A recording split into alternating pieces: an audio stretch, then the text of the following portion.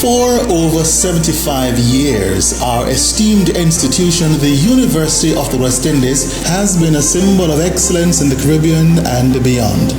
While honoring our rich heritage, we are also committed to embracing progress and change.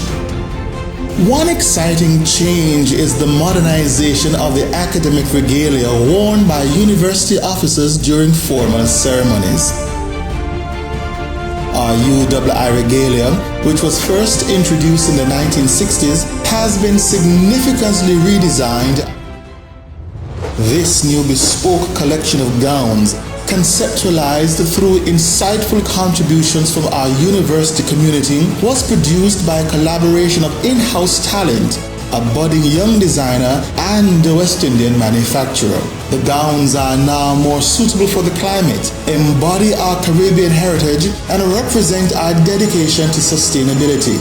Most importantly, they celebrate our continued evolution as an independent university breaking from colonial ties. Tradition meets evolution as the spirit of Caribbeanness infuses these gowns, marking a new history for the University of the West Indies.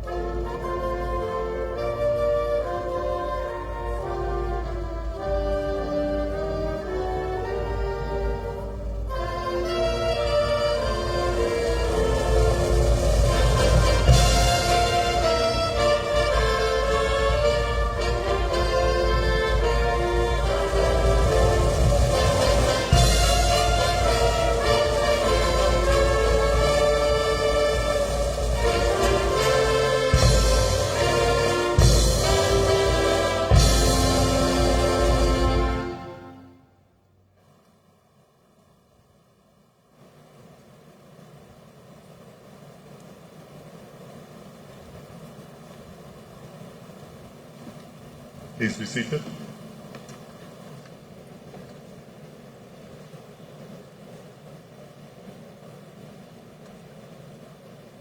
Vice Chancellor, Professor Hilary Beckles, Pro-Vice Chancellor and Campus Principal, Professor Rosemary Antoine, 2024 Honorary Graduate Dr. Patricia Rodney, other distinguished members of the Platform Party, Valedictorian Mr. Kofi Paul, faculty and staff of the UWI St. Augustine campus, specially invited guests, graduating class 2024, friends, family, and well-wishers, members of the media, good afternoon.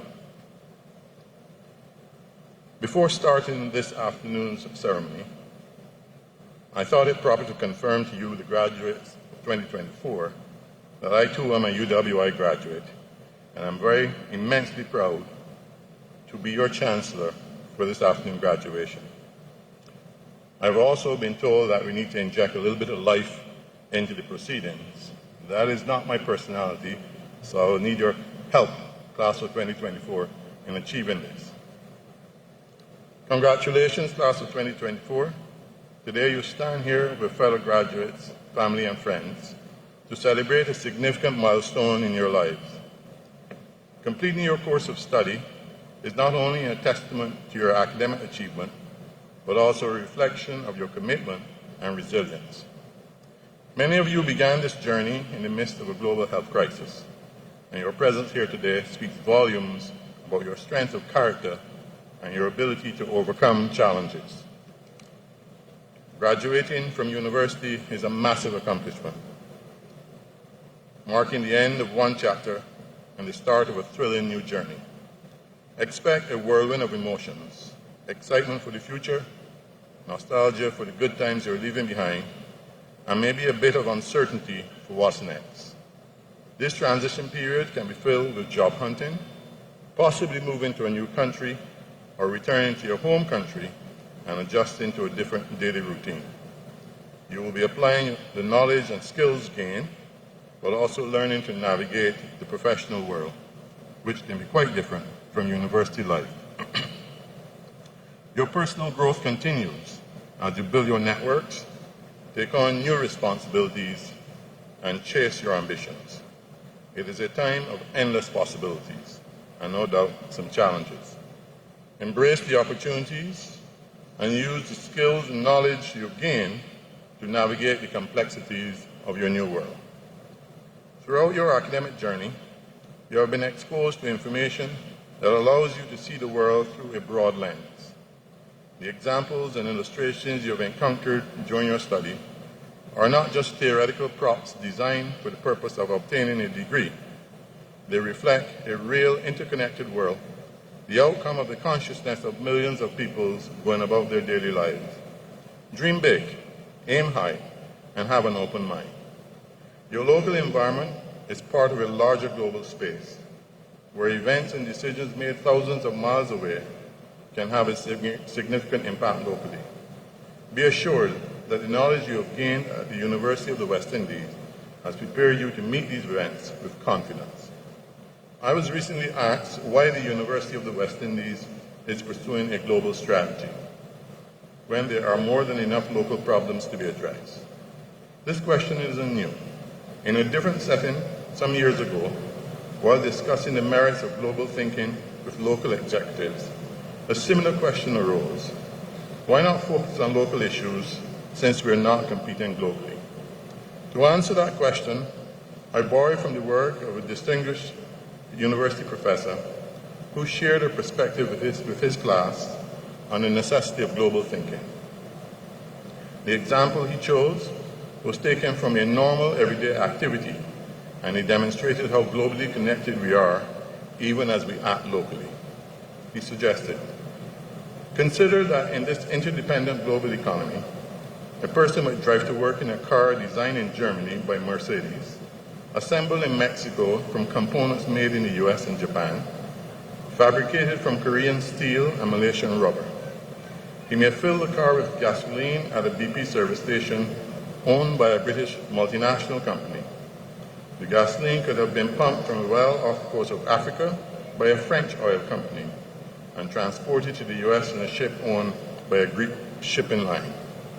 While driving, the person might talk to his stockbroker on a Nokia cell phone, designed in Finland and assembled in Texas using a chip produced in Taiwan, designed by Indian engineers working for a firm in California.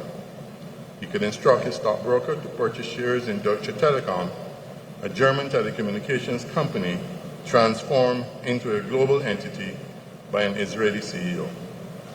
He may turn on his car radio, which was made in Malaysia by a Japanese firm, to hear a popular song composed by a Swede and sung by a group of Danes in English, who signed a record contract with a French company to promote their record in the US. The driver might pull into a drive-thru coffee stall run by a Korean and order a latte and chocolate-covered biscotti.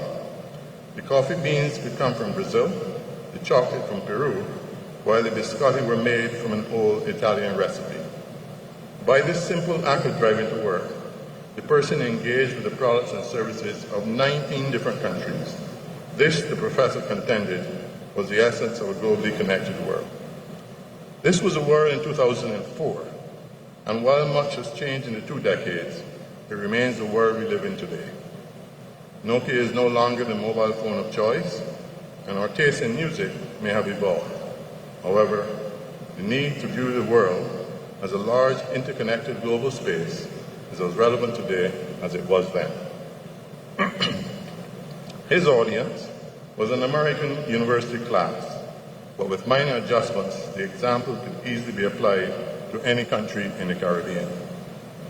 The often used statement, think global, act local, is good advice. The UWI, even with its limited resources, cannot afford to view the world only as a local or regional construct. To do so will fail its graduates and ultimately fail the region. We must continue to engage the rest of the world and participate in important research and conversations on matters of global consequence. By doing so, we will continue to produce graduates with the academic competence and the critical and strategic thinking to operate in any environment of their choosing. You, the members of the graduating class of 2024, are the beneficiaries of this global thinking. The world is forever evolving, and on the point of evolution, I note that coincided with this year's graduation ceremonies and the theme, Celebrating Caribbean Legacy, a kaleidoscope of resilience, new and modern academic regalia has been introduced for the university officers to wear at formal ceremonies. The academic regalia at UWI was first introduced in the 1960s. The most recent design was decades old, and after consulting with our university community, these redesigned gowns you see today better represent our Caribbean identity and symbolize yet another break from colonial ties. I hope this initiative inspires you and reinforces that you're a part of a vibrant heritage that refuses to accept the status quo. During my brief time as Chancellor, I have heard of many UWI stories of hardship, loss of loved ones, health, and other challenges among our student population.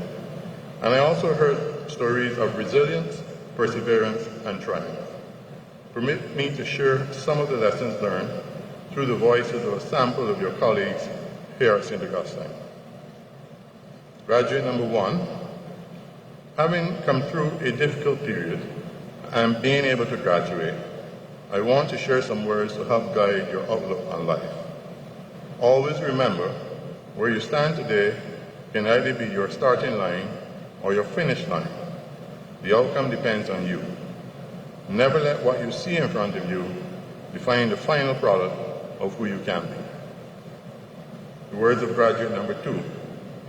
Through my own difficulties, I came to understand that true success is defined not just by academic achievement, but also by the positive impact we have on others. This journey has been as much about personal growth as it was about academic achievement. And graduate number 3, despite frustration and doubt, my Keep Moving Forward philosophy that was inspired by the cartoon movie Meet the Robinsons and support from friends and faculties kept me motivated. Graduating in 2024 demonstrated that no obstacle is too large. This journey was long and challenging, but it left me with lasting memories, friendship, and a profound sense of accomplishment. These are fascinating stories of triumph over adversity, and it augurs well for what you can achieve in your next chapter of life. And so I urge you, class of 2024, embrace this moment, stand tall in your achievements, and let your resilience and success light the path for future generations. Your journey of growth and learning doesn't end today. It merely evolves into new chapters. As your alma mater, we are committed to supporting you through every phase of this continuous evolution. Carry forward the spirit of resilience and innovation, and know that we look forward to witnessing and contributing to your future successes. Finally, stay curious and continue to seek knowledge and personal growth. But above all, use your talents and abilities to make a difference. Go forth and make us proud. Congratulations again on your significant achievement, and may the light continue to shine from the west. Well done, class of 2024.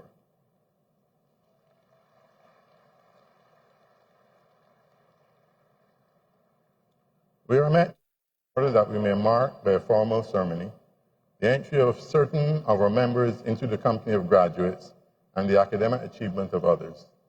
As a university, we are an academic society of undergraduates, bachelors, masters, and doctors, and we follow the academic tradition in the pursuit of knowledge and the encouragement of learning, purposes which are laid down in the preamble to the Royal Charter, by which we have been granted the powers needful for the prosecution of our affairs.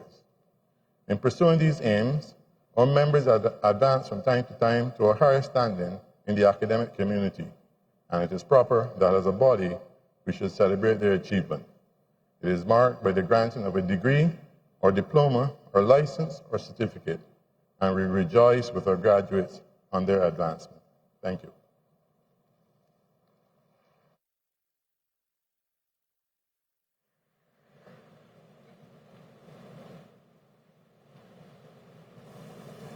Chancellor, I now ask the public orator, Dr. Susan Burke, to present Dr. Patricia Rodney, whom the Senate and the Council of the University have been pleased to recommend for the award of the degree of Doctor of Laws honoris causa.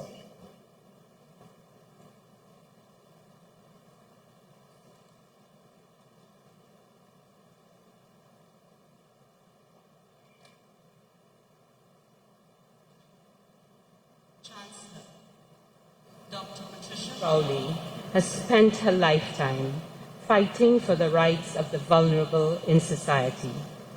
She embodies the progressive spirit of a long line of Caribbean intellectuals who have dedicated their lives to understanding our societies profoundly and deeply.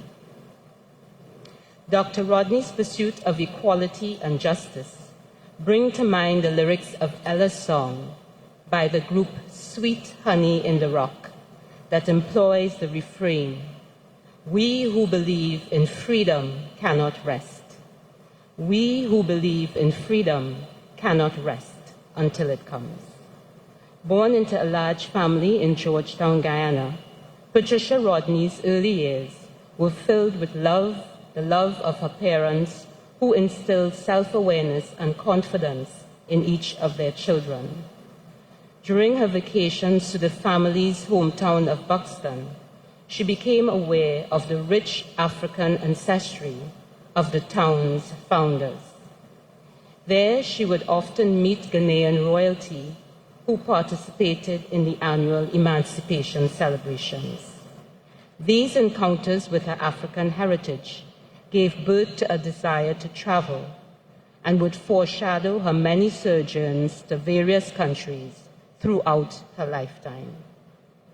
Like so many young, progressively mobile Caribbean women during the 1960s, Dr. Rodney chose a career in nursing and received her formal training in the United Kingdom. As a nurse, she worked in the areas of maternal and child health, as well as early childhood education in countries such as Jamaica, Guyana, and Tanzania. However, she soon recognized the limitation of only applying curative approaches to medicine and put her sights on developing more preventative strategies that would involve the entire ecosystem of the family and community as integral actors in establishing overall personal wellness and well-being. Her pursuit of postgraduate training in social work and sociology gave her the tools to do just that. For example, as the program in Barbados, she developed numerous gender training and sensitization workshops in areas such as reproductive rights, HIV/AIDS, and domestic violence. She also inaugurated the Caribbean Women of Color Health Conference with the Atlanta-based group Black Women's Health Project. Chancellor, Dr. Rodney has enjoyed a prominent career in teaching and policy formulation. From 2002 to 2010, she shaped the Masters in Public Health program at Morehouse College's School of Medicine in Atlanta. As director, she was instrumental in securing partnerships with various domestic and international NGOs and government agencies, thereby facilitating a more seamless entry of graduates into the world of work. During her tenure at the Canadian Advisory Council on the Status of Women, she prepared white papers on the health status of women of color, on female genital mutilation, and on the health issues of newly immigrant women. As a member of the board of the East End Literacy in Toronto, Canada, she also shaped policy to expand access to literary programs for the disenfranchised. Chancellor, Dr. Rodney's activism in a wide range of areas is proof of her commitment to our social compact. Indeed, her 15-year marriage to seminal Caribbean intellectual Walter Rodney also informed her worldview and influenced her involvement in movements of liberatory thought and action. Along with her family, she established the Walter Rodney Foundation in 2006 to ensure that Walter Rodney's theories and praxis are properly documented and made available to future generations of scholars and activists. Chancellor, for her contributions to the areas of Caribbean development, teaching, policy making, and activism, we salute Dr. Patricia Rodney. Her life in service embodies the closing lyrics of Ella's song: not needing to clutch the power, not needing the light to shine on me. I want to be just one in the number as we stand against tyranny. Chancellor, for her unwavering belief in freedom, her ongoing advocacy for the voiceless, and her untiring commitment towards building better societies, I present Dr. Patricia Rodney and ask by the authority vested in you by the Council and Senate of the University of the West Indies, you confer on her the degree of Doctor of Laws, honoris causa.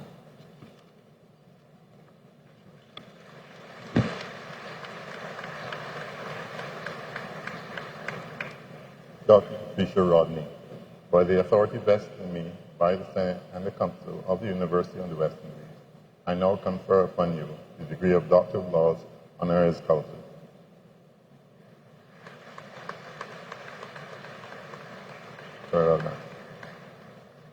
I will now invite Dr. Rodney to address the graduation.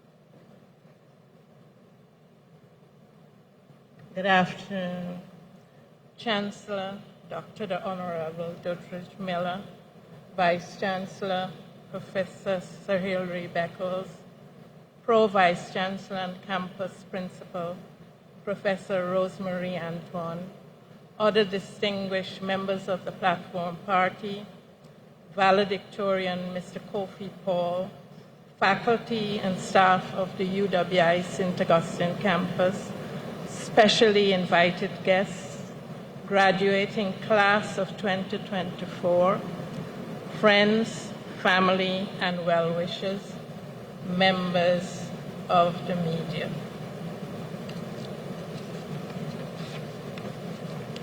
I'm honored to be here this evening and to celebrate with you. My passion is teaching and public health policy development.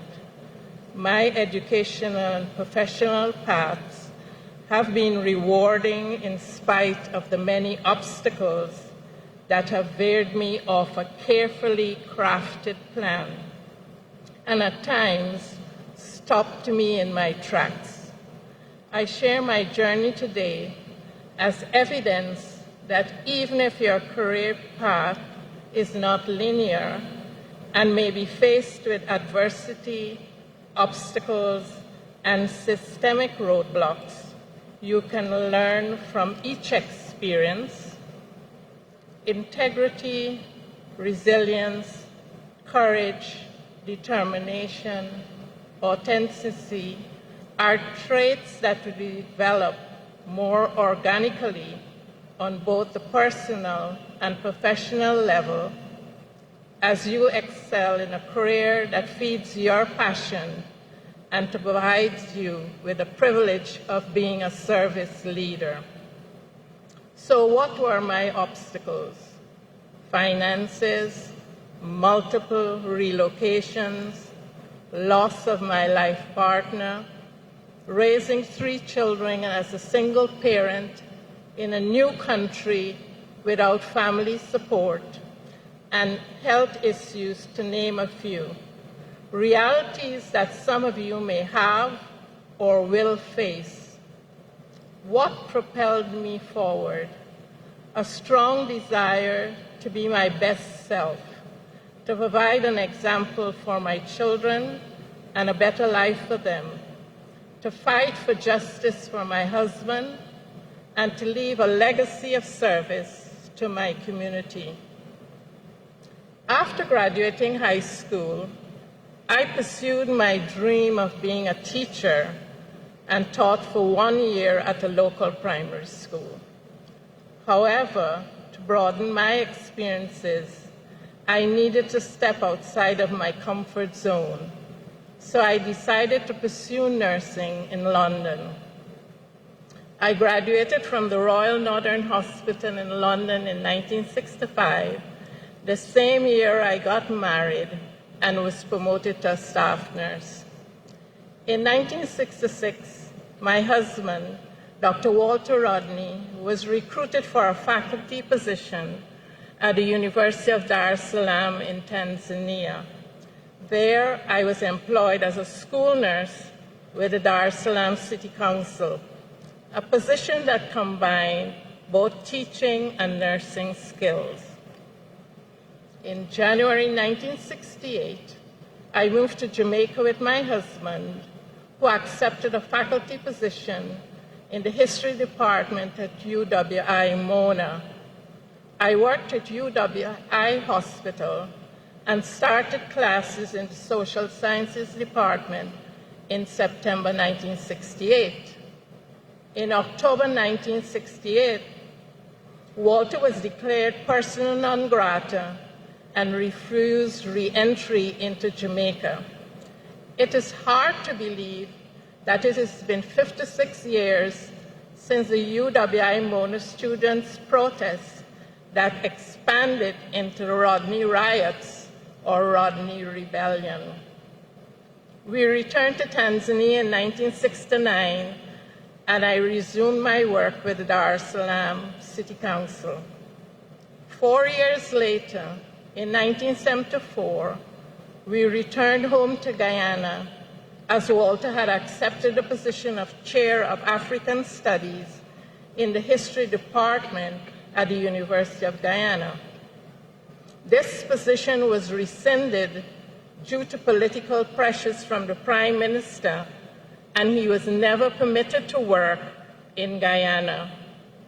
I took a position as matron of the East Rheinfeld Daycare Center and continued my education.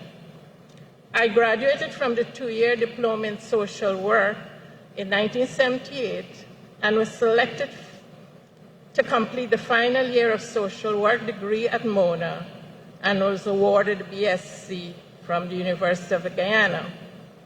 Excited and filled with pride, my plan was to return to my old job, but this was short-lived.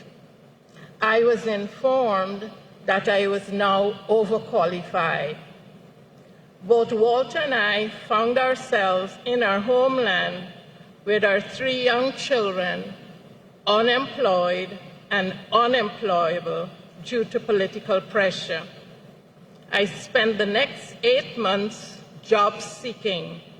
I applied for several positions and received offers that were then rescinded.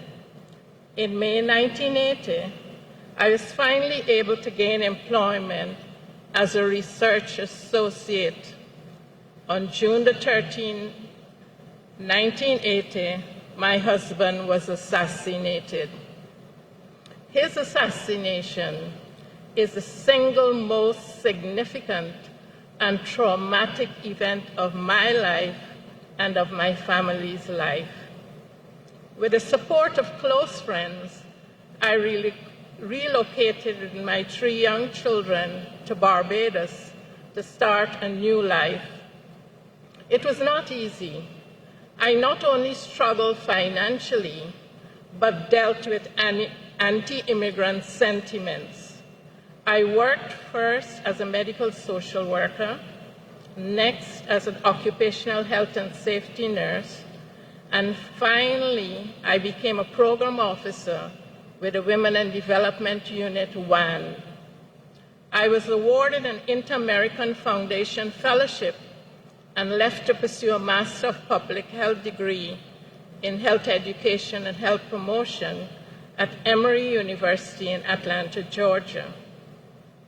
In 1989, I emigrated to Toronto, Canada, to pursue educational opportunities, but foremost to regain my own identity.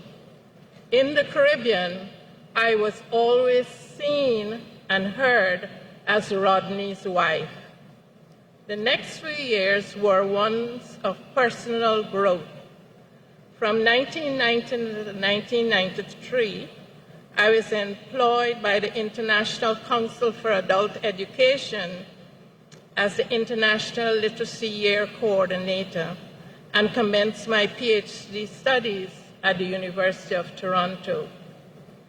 I was awarded a fellowship from the National Research Council of Canada to conduct research in Barbados and Grenada. I earned my PhD in sociology in 1994. My thesis was later published as a book entitled The Caribbean State, Healthcare and Women, an analysis of Barbados and Grenada during the 1979-1983 period. I joined the Canadian Advisory Council on the Status of Women in Ottawa as a research fellow for 1 year. In 1995, I was recruited for a faculty position at Morehouse School of Medicine in Atlanta, Georgia, and my career in public health flourished. My first appointment was as an assistant professor and deputy director of the inaugural MPH program. I was the founding track coordinator for international health and developed the first women's health course in any HBCU MPH program. I was promoted to director of the MPH program and professor, and later appointed as the first assistant dean of public health education. I retired from Morehouse School of Medicine after 15 years of service in December 2010. Hundreds of students have been directly impacted by my role as teacher, administrator, and mentor, and they, as graduates, are impacting thousands of lives all over the world in various public health disciplines. Post-retirement, I formed partners in health education and development and conducted several consultancies in countries in Africa. In 2006, my family established the Walter Rodney Foundation in pursuit of justice and in honor of his legacy. It took 4 decades for the Guyana government on June the 10th, 2020, to declare that the state was responsible for his brutal assassination. The work of the foundation continues to champion Walter Rodney's unwavering commitment to human rights, racial equity, and social justice. I could not have accomplished this work or achieved my goals without the love and support of my 3 amazing children, Shaka Rodney, Kanini Rodney Phillips, and Asha Rodney, and my 4 grandchildren, Asia, Sky, Kai, and Apedwa, who are my world. Your family will ground you as you discover and rediscover your purpose. It is important to remember that life plans are just that, plans. Your actual path will be informed by opportunities and decisions, as well as by your resilience, courage, and determination. My message to each of you is to be passionate about your calling. Continue your trajectory of lifelong learning and become a servant leader in your community. To this, while remaining your authentic self. Congratulations to all of you. I wish you the very best. Thank you.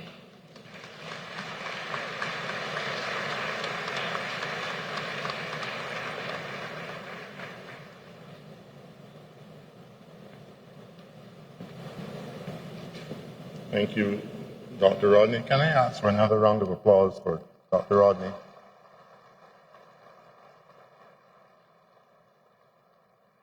Thank you. We will now have a performance by Stephen John, who is currently a degree student in musical arts at the Department of Creative and Festival Arts, as well as a noted national performer. This afternoon, he will sing The Impossible Dream. Good afternoon.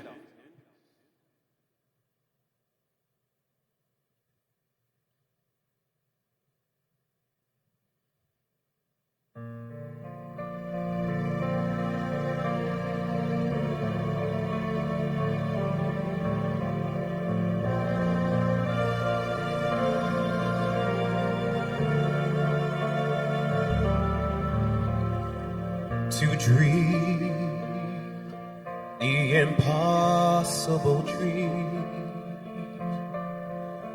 to fight the unbeatable foe, to bear with unbearable sorrow, to run where the brave dare not go, to right the unrightable wrong, to love pure and chaste from afar, to try when my arms are too weary, to reach the unreachable star, This is my quest to follow that star, no matter how hopeless, no matter how far, to be willing to fight without question or pause, to be willing to march into hell for that heavenly cause.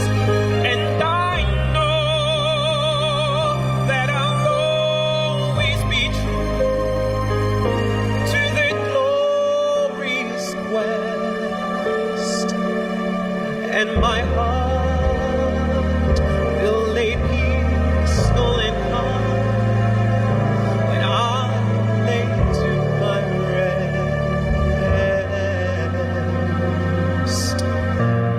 And the world would be better for this, that one man, scorned and covered with scars, still strove with his last ounce of courage to reach the unreachable, the unreachable, the unreachable star.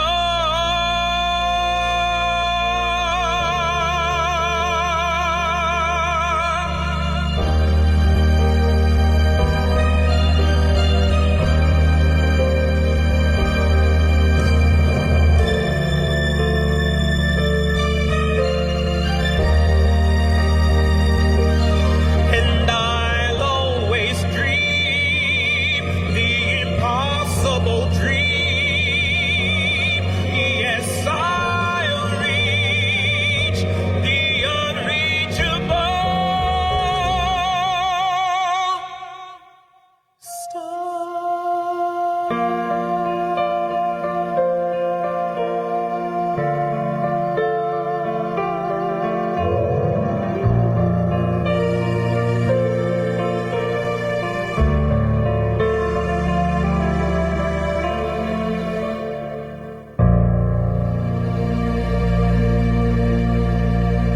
Thank you.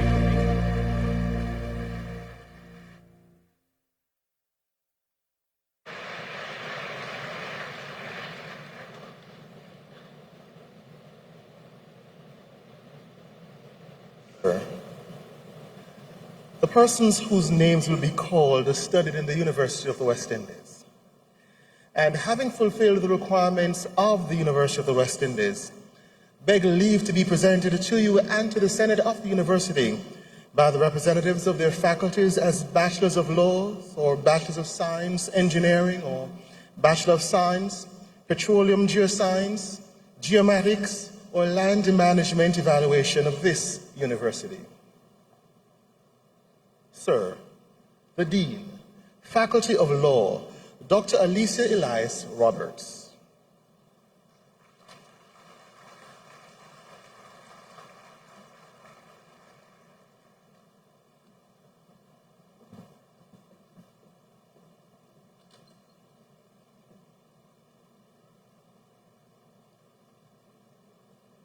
Sir, my colleagues and I ask you to receive, as graduate members of our society, these persons present who haven't fulfilled the requirements of the university have been admitted to the degree of Bachelor of Laws of this university.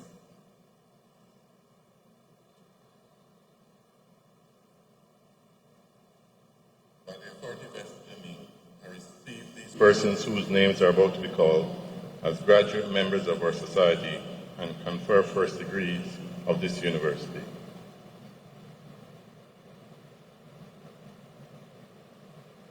Sir, with first class honors, Caitlin Alexander.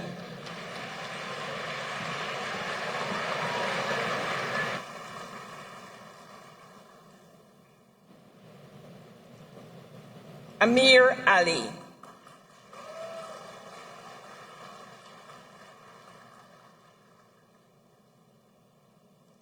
Alicia Ali.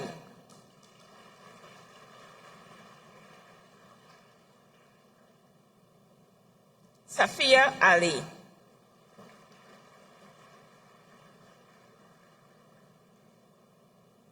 Anisha Andrews.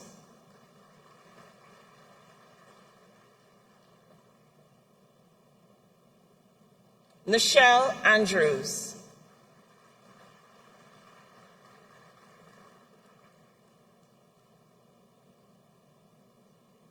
Jahia Asson.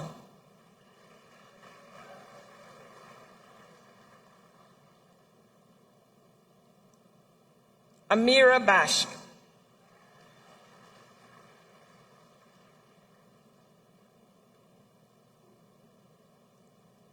Joshua Bash Raj.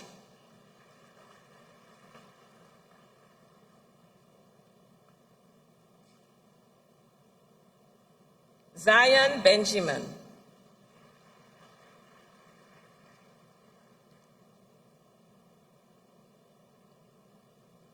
Anna Bisar Majid.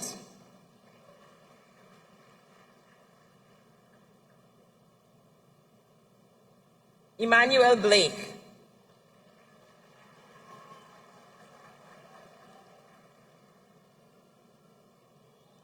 Jardiah Budu.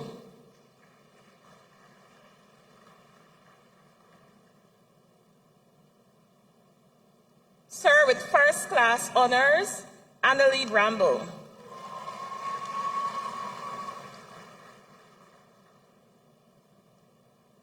Anaya Brunton.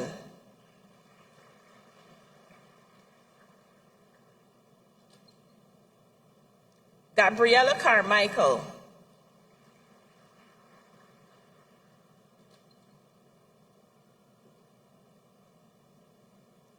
Sir with first class honors, Danielle Cook.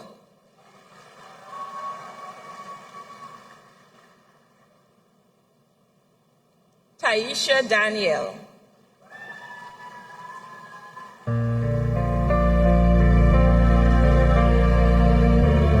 Daisha Davis.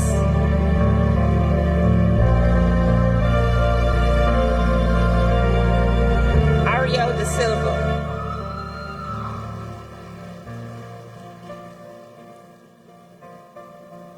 Xavier Dillon. Victoria Duku.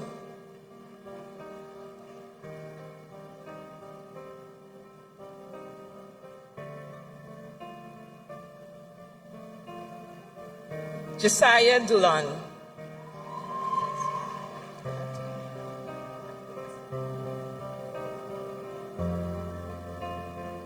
Mika Earl.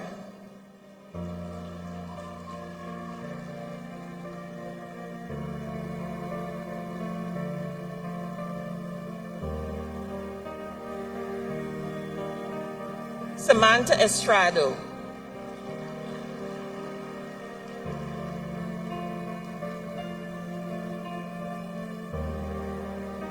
Trishala Evangelist.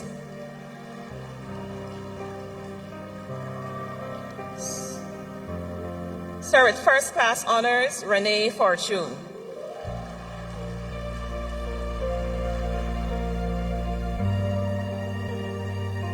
Xavier Dillon.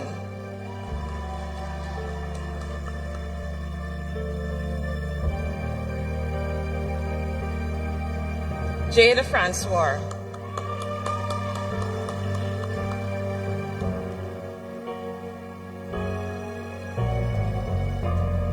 Ganesh Ganga Prasad.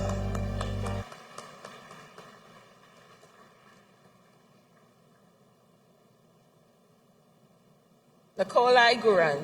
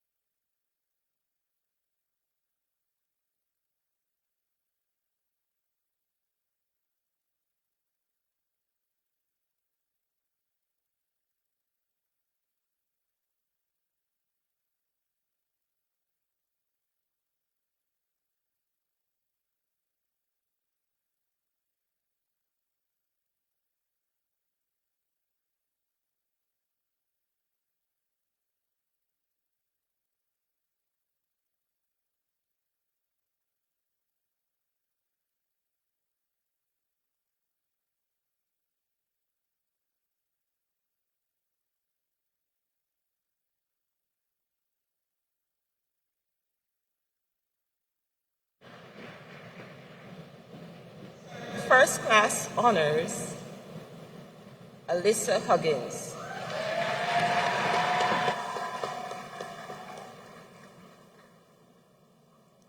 Danielle Huggins.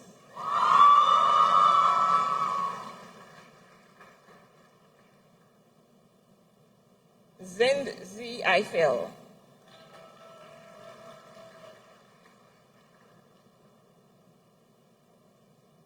Macy Jagan.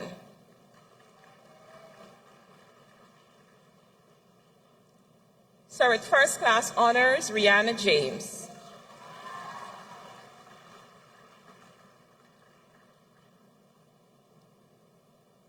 Sir with first class honors, Cardicia Johnson.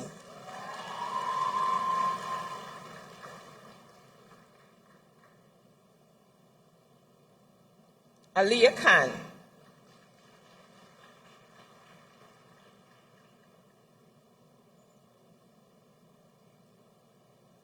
Rahia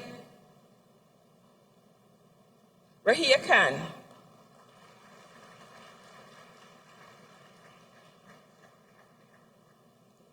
Desha Laborde.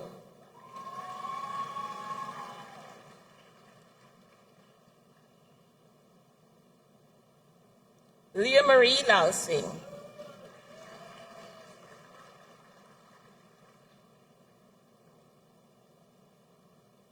Cherise Latchman.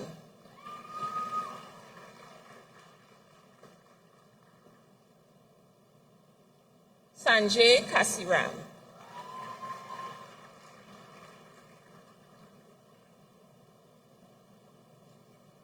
Shervette Lawrence.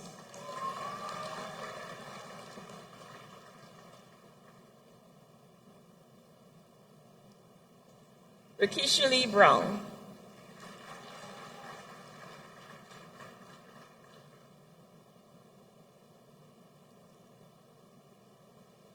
Nikhil Mahabir.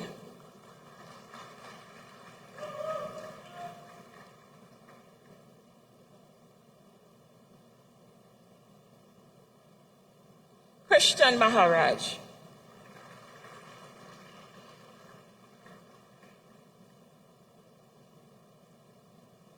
Nival Maharaj.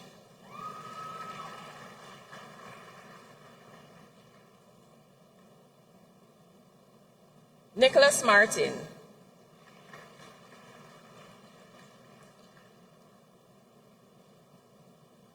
Jordan Mohammed.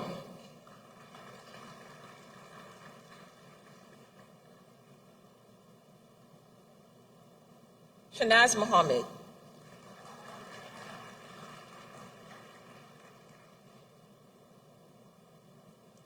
Anil Mohan Mohabir.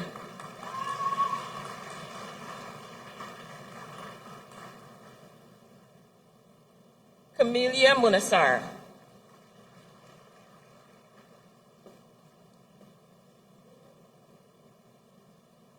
Shariti Nandalal.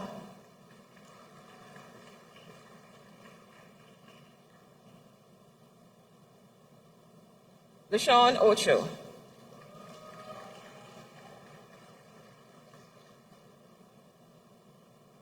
Denicia Ogaro.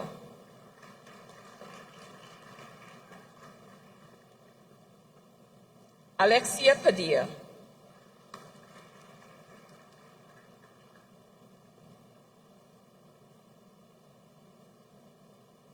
Camille Pantin.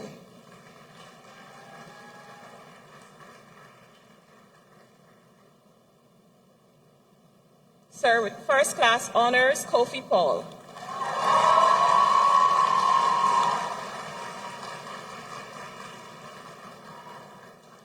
Tanil Payne.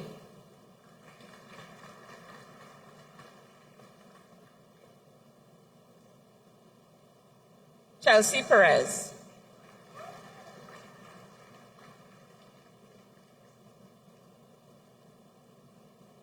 Justin Phillips.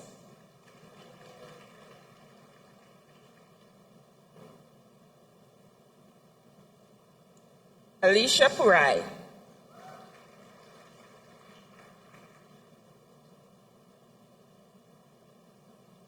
Sir, with first class honors, Elizabeth Puran Rudal. Mark Ramdio.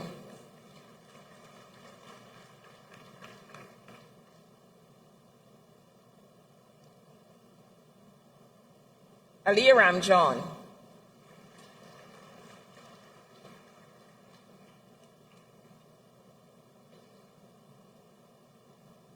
Neela Ramlal.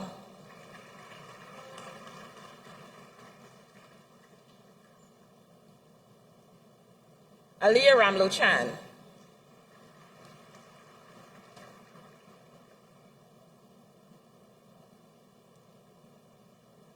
Emily Ramnares.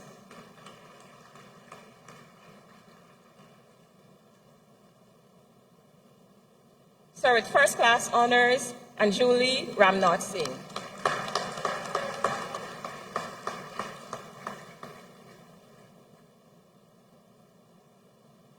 Kaval Ramatar.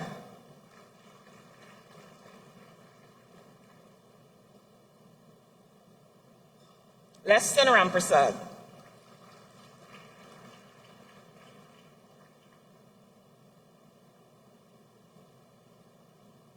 Suraj Ramprasad.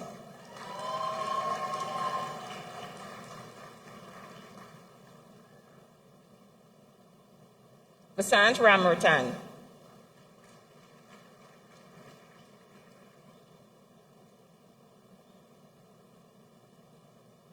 Carice Reese.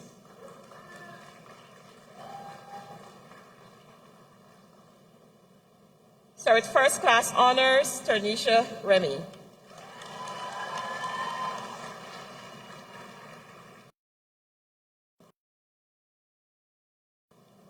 Sadell Reyes.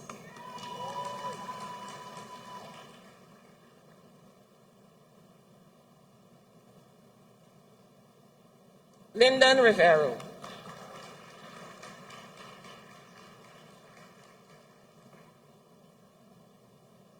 Neilja Robinson.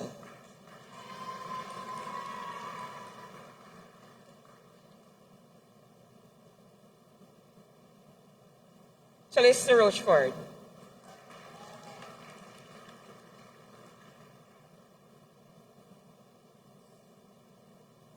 Kajol Roop.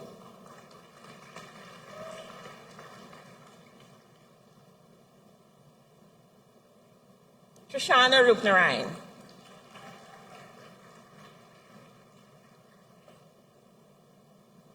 Brad Saga.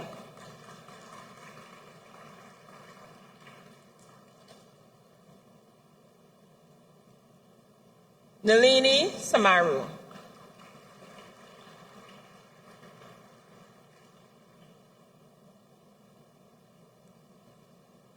Avian Sitaram.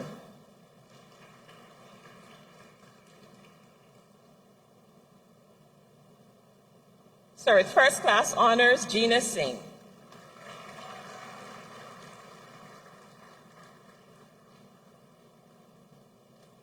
Sir, with first class honors, Amaya Sukaram.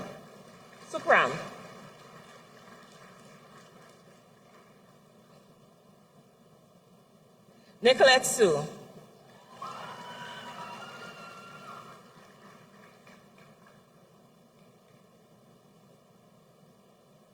Sharika Tambi.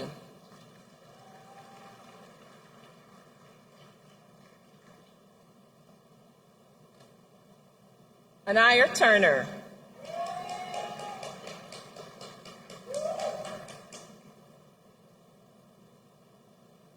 Brittany Valadrez.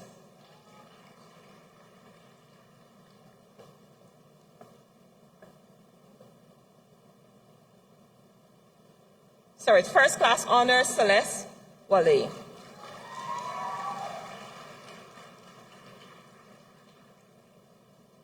Jonathan Wall.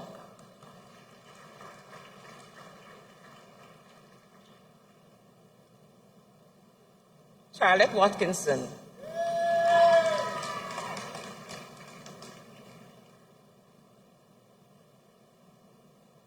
Dasha Webb.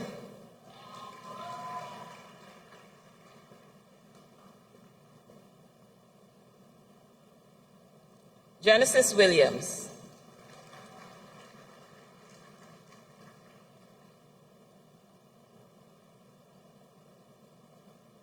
Jamelia Wilson.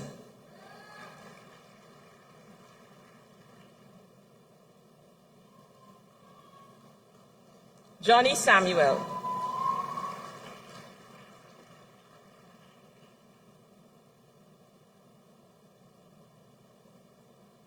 Evita Sinanan.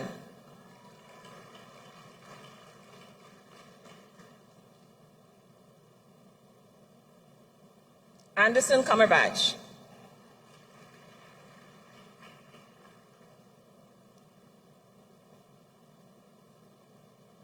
Sir, with first class honors, Amrit Maharaj.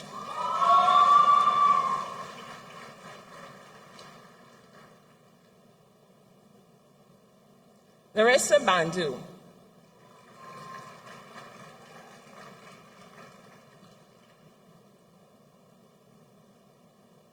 Shania Prahalad.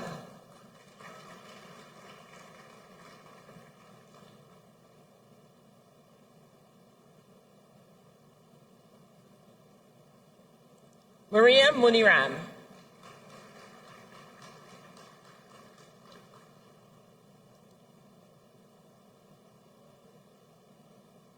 Priyanka Rimol.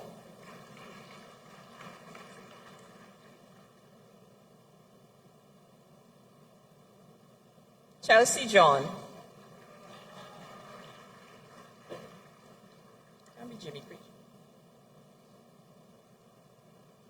Jimmy Critchlow.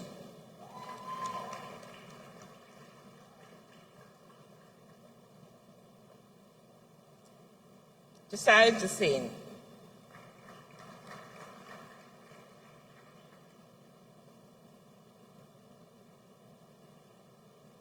Maurice Allen.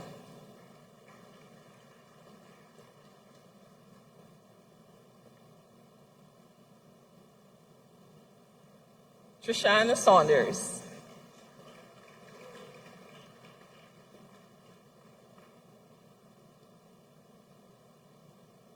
Nicholas Sinanan.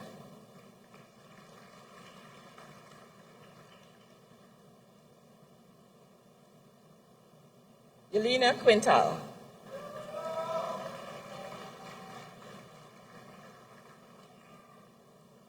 Patrice Fernandez.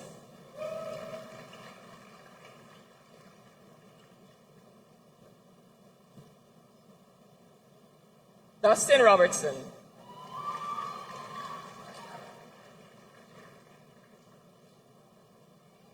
Joshua Hines.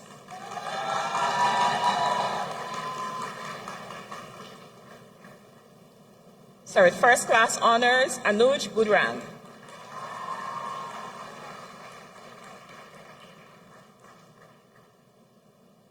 Pilon Joseph.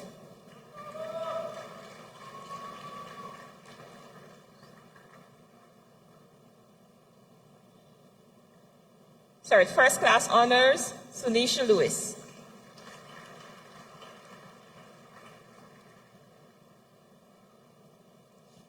Delano King.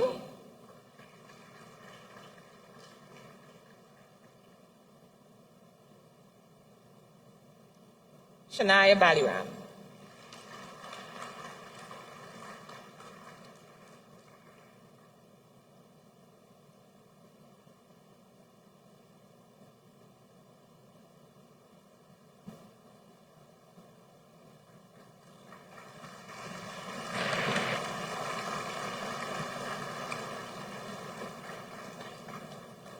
Sir, the Dean, Faculty of Engineering, Professor Bisham Ranlan.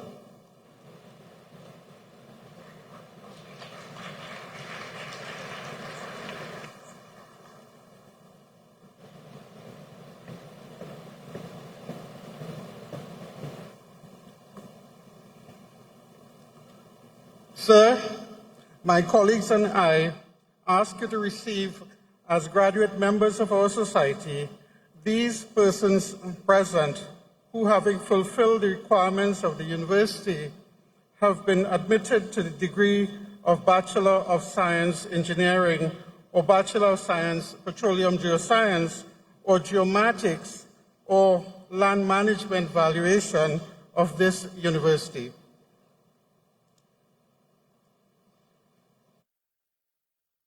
By the authority vested in me, I receive these persons whose names are about to be called as graduate members of our society and confer first degrees of this university.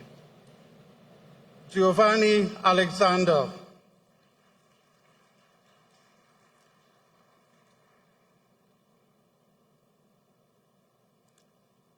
Azim Ali.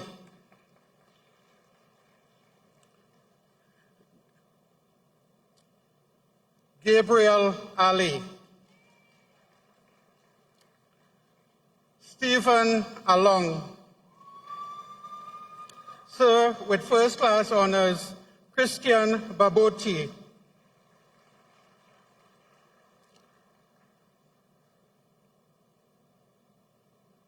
Soraya Bach. Nikel Batiste.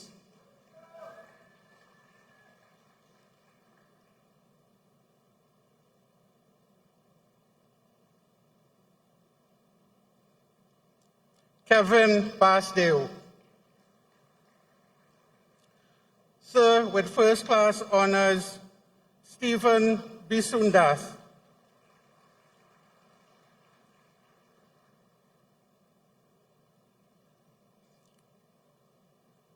Amos Budu.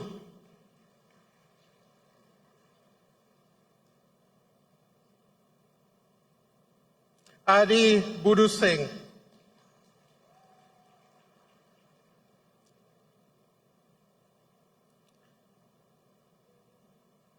Christian Borneo.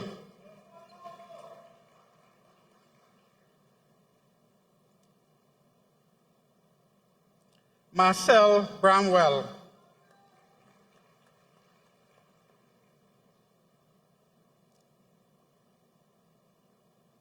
Jaquan Bridgman.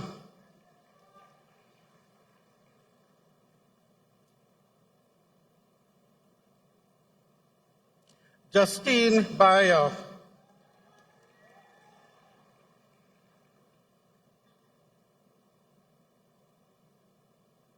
Brittany Campbell.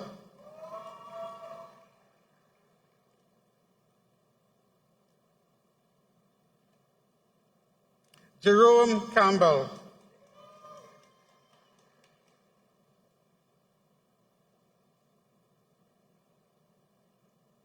Tariq Karim.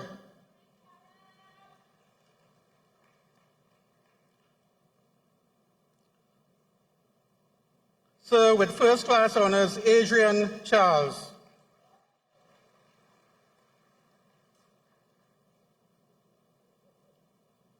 Shivana Chatur.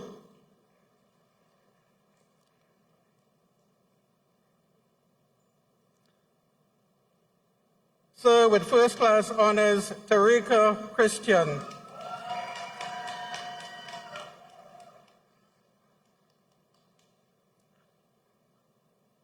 Sir, with first class honors, Cade Coker.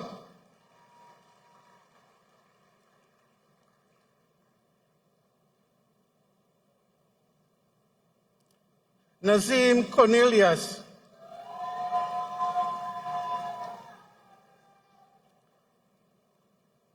Sir, with first class honors, Amen Asa Kujo.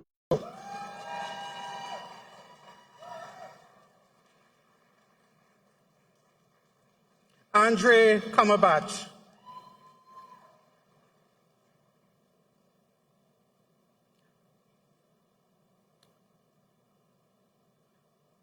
Caroline Disomper Hung, sorry.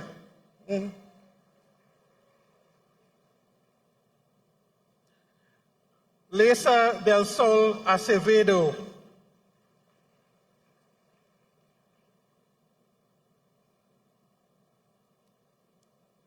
Samantha Deunarine.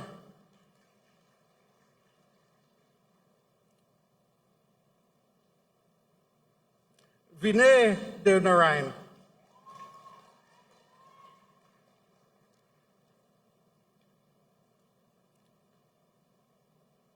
Shivana Deupasad. Sir, with first class honors, Chelsea Marie Devet.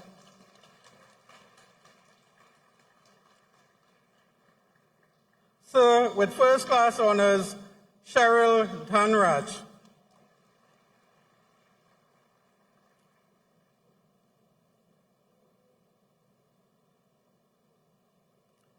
Mahavir Dhanraj.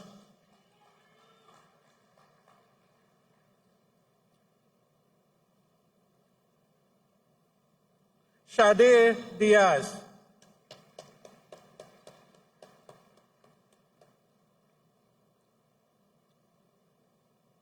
Mika Diljon.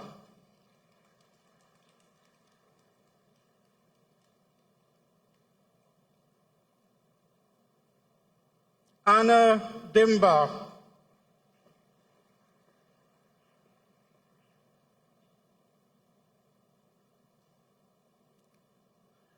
Rebecca Doon.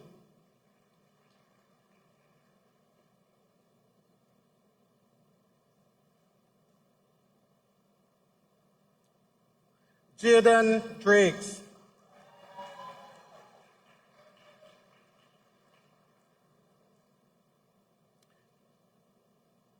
Enrique Edwards.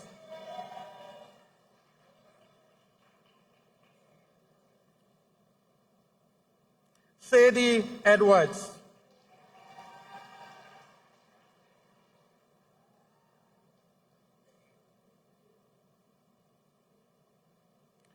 Joshua Elcock.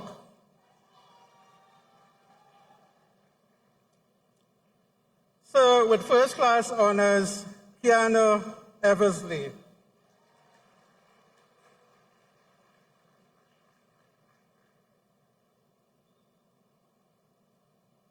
Ariane Felix.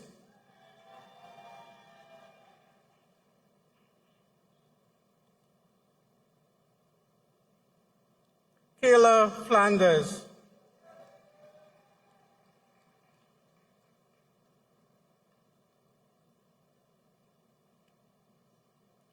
Jarrod Fritz.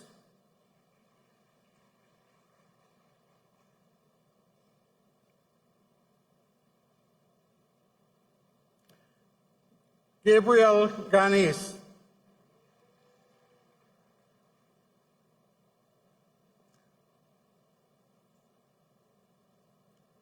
Sir, with first class honors, Kemuel George.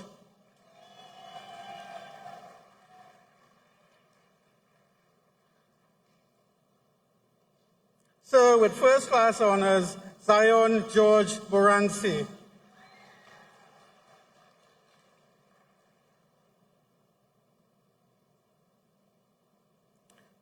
Xavier Gibbs.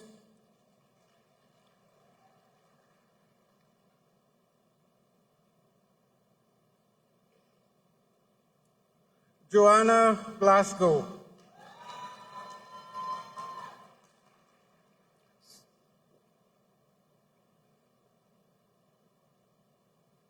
Sir, with first class honors, Romario Godding.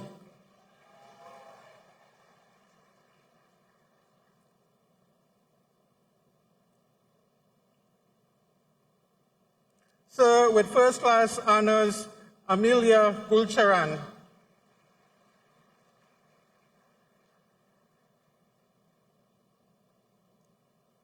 Sanjeev Gulcharan.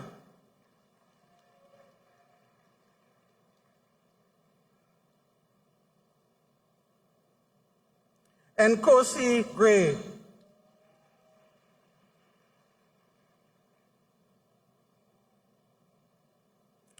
Daniel Harper.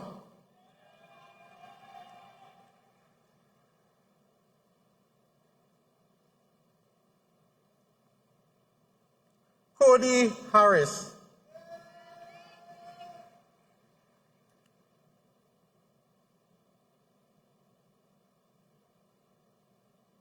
Liam Harris.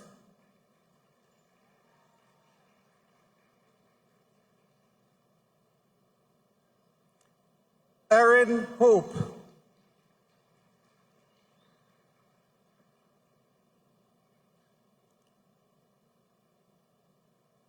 Samir Hussain,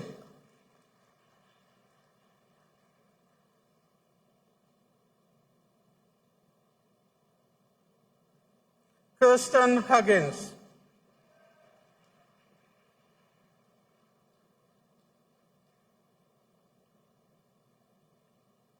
Kyle Chaimangal,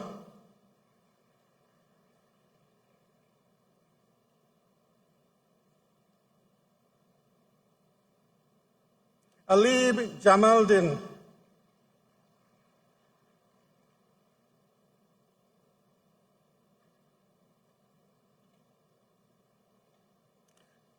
Tionda Jemot,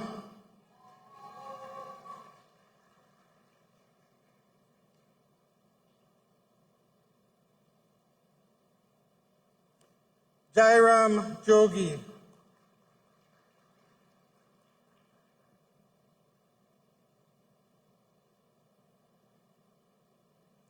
Latrell Johnson. Sir, with first class honors, Victoria Carew.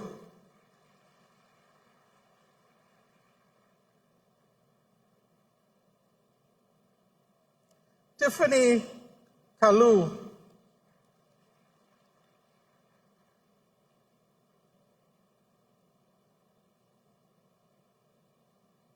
Liam Kasmali.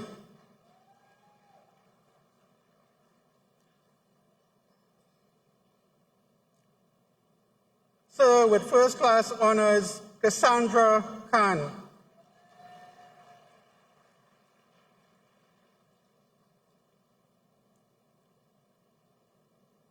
Sir, with first class honors, Navari Lachman.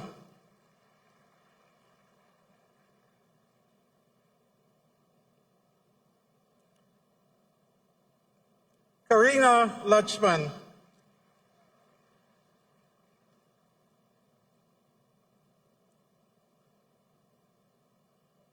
Sir, with first class honors, Kavand Maharaj.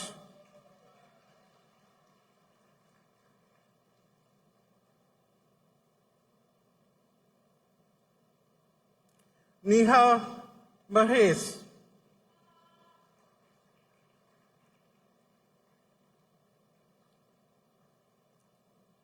Ethan Majada Singh.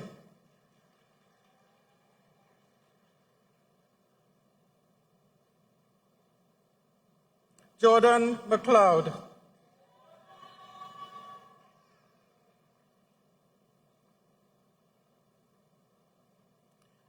Dana Mohammed.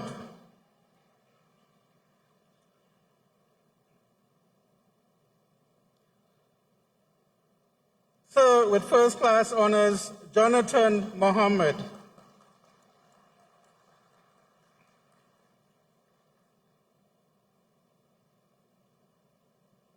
Khalik Mohammed.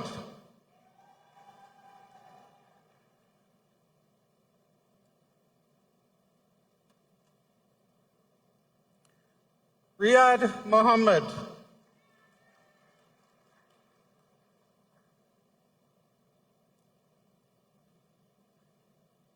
Siddiqa Mohammed.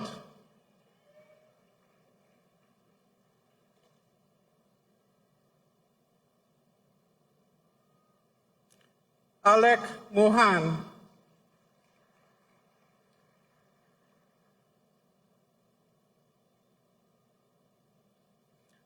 Jared Mohan Singh. Sir, with first class honors, Priya Munilal.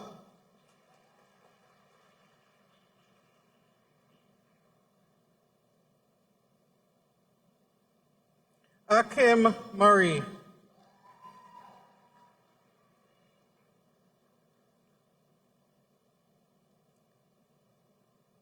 Hannah Mustafa.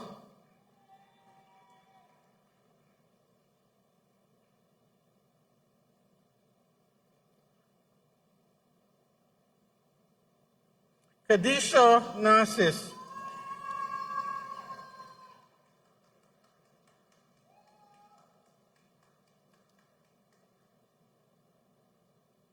Sir, with first class honors, Kristen Narayan.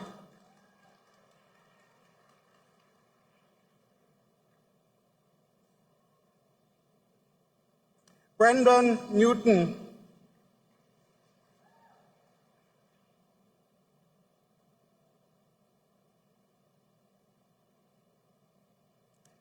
Timothy Noyan.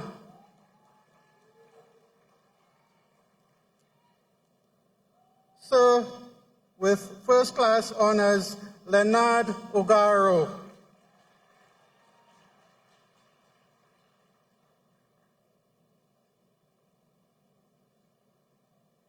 Sir, with first class honors, Jonathan Obulan.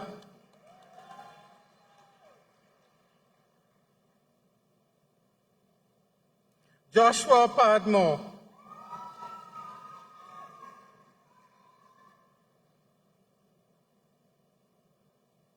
Tony Pierre.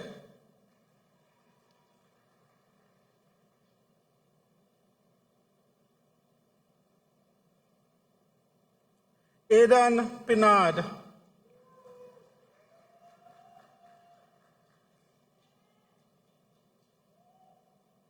DeAndre Radman.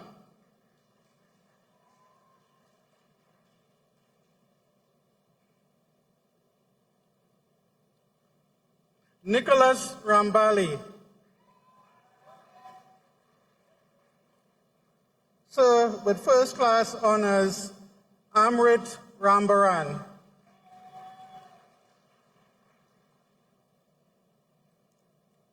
Sir, with first class honors, Ritesh Ramgan.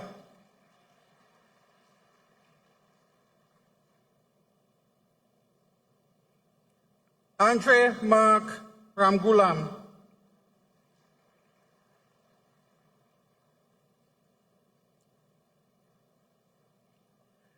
Dylan Ramjiwan.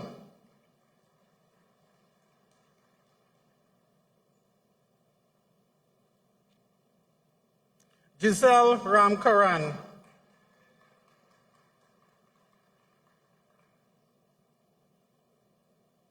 Parvati Rampol.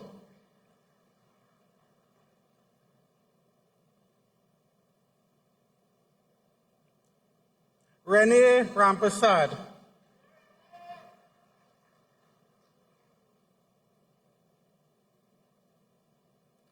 Bridget Ramroop.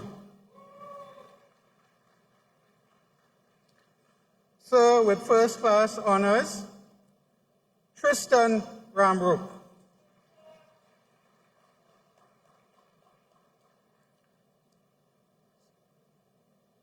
Sir, with first class honors, Shania Ramsumer.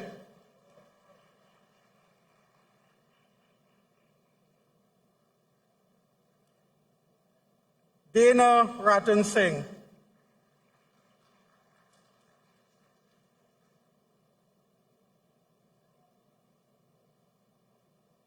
Javon Reed.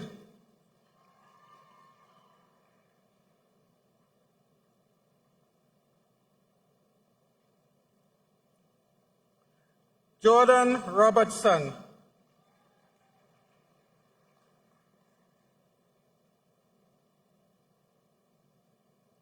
Richard Rogers.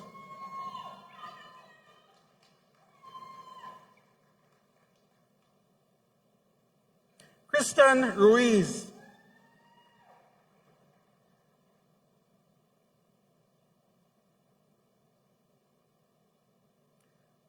Satyan Sagram Singh.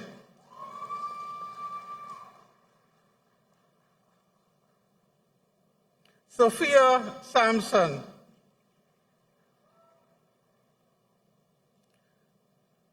Sir, with first class honors, Aditya Anand Sankaran.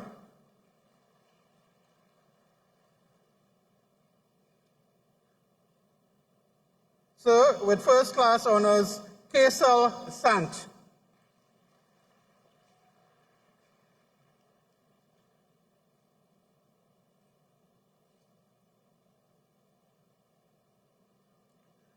Giovanni Sebro.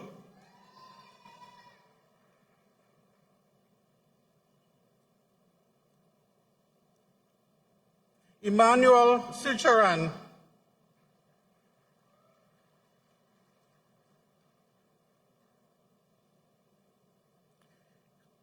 Adriana Sejagat,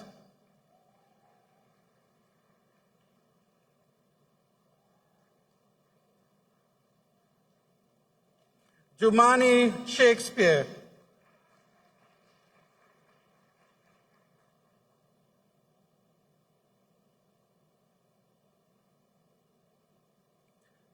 Tamika Sinanan,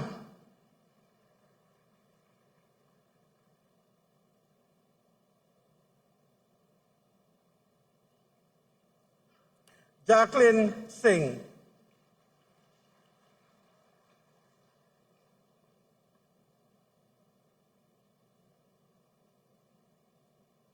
Ravindra Singh,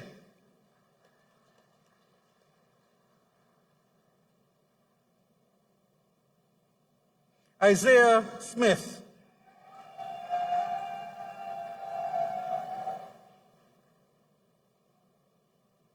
Russell Sukhdev,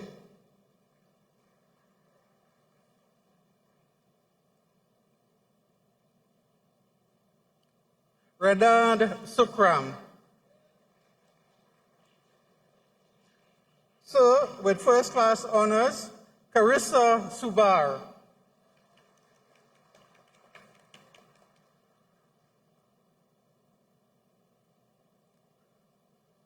Sir, with first class honors, Jaden Thomas.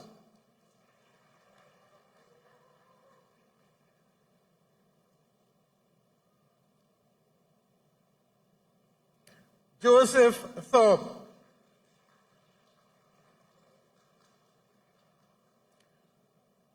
Sir, with first class honors, Hannah Totiso.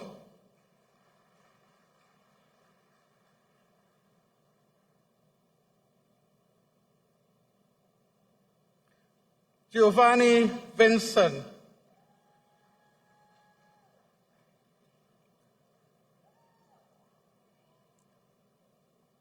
Sir, with first class honors, Joshua Walcott.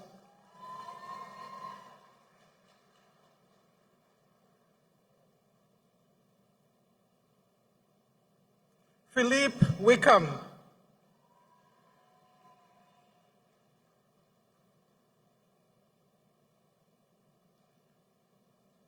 Ishmael Williams.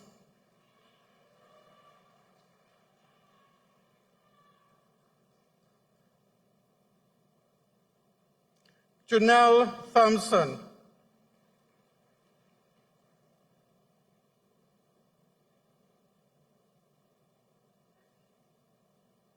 Deandra Archie.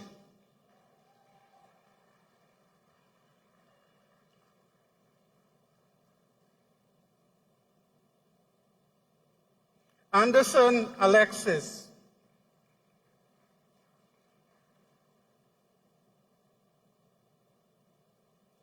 Gabriel John.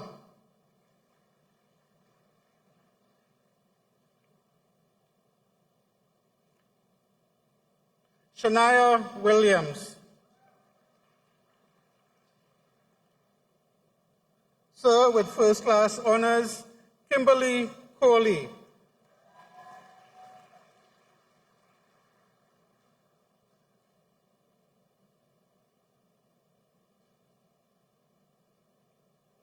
Sir, with first class honors, Dale Hewitt.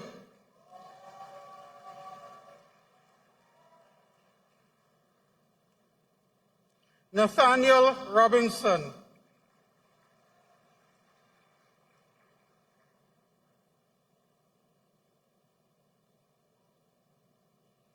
Cyan Emmanuel.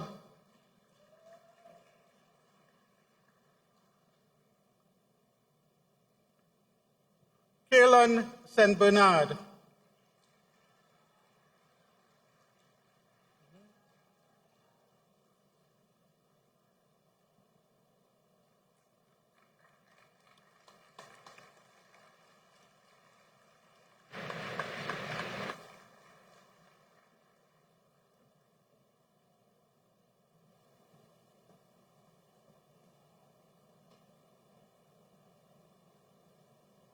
I now call on Mr. Kofi Jabari Paul, Bachelor of Laws with First Class Honors, to deliver the valedictory address.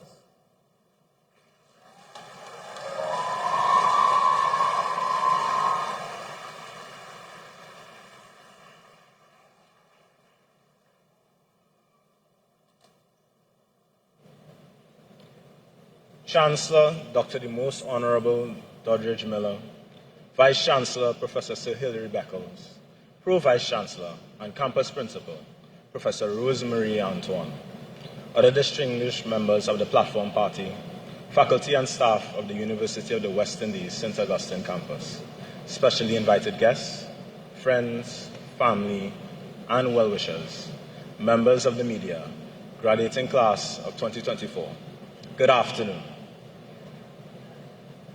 It is said that the race is not for the swift, but for those who endure.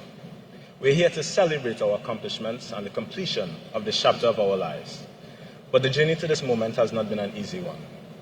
We can tell you that we braved torrential rapids to get to class in the rainy season. We may mention that the sun was always seemingly directly overhead as we walked around campus. We may even talk about the many late nights and early mornings studying for difficult exams and intimidating course loads. However, that's not the whole story. Some things we may omit are the feelings of inadequacy, questioning whether you're even smart enough to be here, the struggles at home and elsewhere that affected your day-to-day life, the battles that only you know you faced and you overcame. For all this and more, I wish to say a hearty congratulations. This celebration marks more than a finishing step. It is about our personal and collective triumph against all that we faced. We're united by our shared experience as UWI Pelicans of the class of 2024.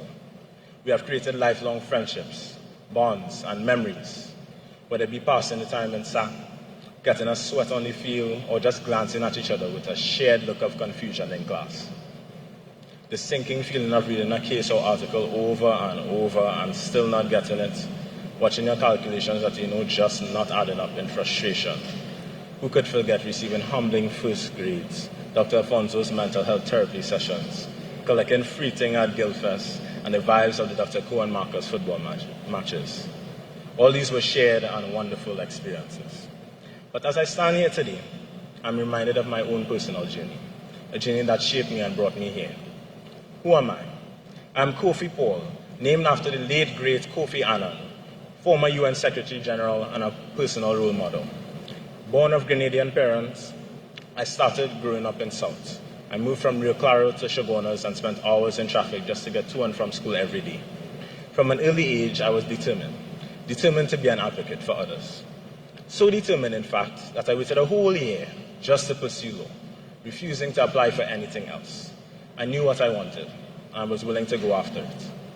As an introvert, stepping out of my comfort zone was not easy, but I knew that if I wanted to be an advocate for others, I needed to find my voice. The University of the West Indies gave me that chance. It gave me opportunities to develop my leadership skills, overcome my shyness, and stand here before you today as one of the 2024 valedictorians, speaking with confidence. My degree not only taught me the law, it gave me the platform to attend conferences and an advocate for critical human rights issues, enabling me to develop into the advocate I always dreamed I could be. But as this chapter at UWI closes, who I am is not yet finished. And as I've often been told, the journey now starts. How true these words proved to be. Many things changed throughout our degree. We shifted from online to in-person, from class to class, lecturer to lecturer, but we remained a constant.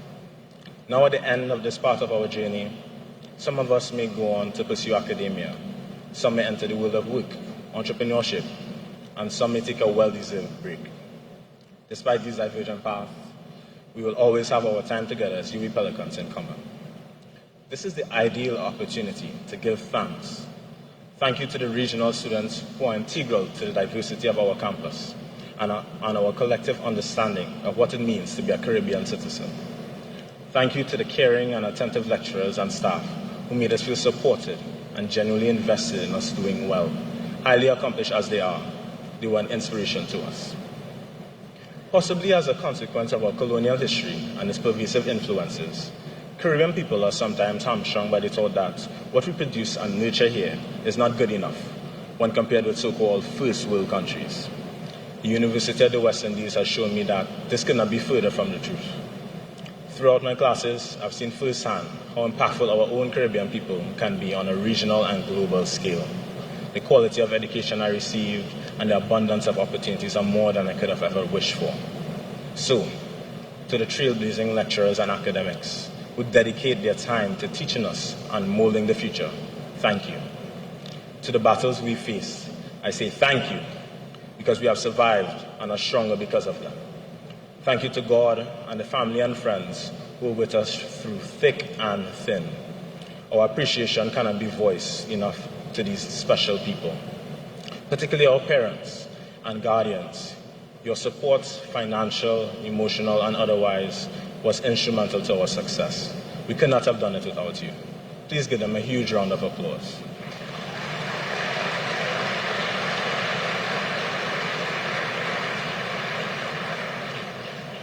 But especially, thank you to my mother, who as a single parent is a true embodiment of resilience, who worked tirelessly to ensure that I had the ability to make use of my potential, who in spite of her health worked 16-hour shifts to ensure that I could afford the needs of school, who made sure that despite our circumstances, I was not disadvantaged, who sacrificed and endured so that I can have the education she didn't, the opportunities she didn't, and the support she didn't.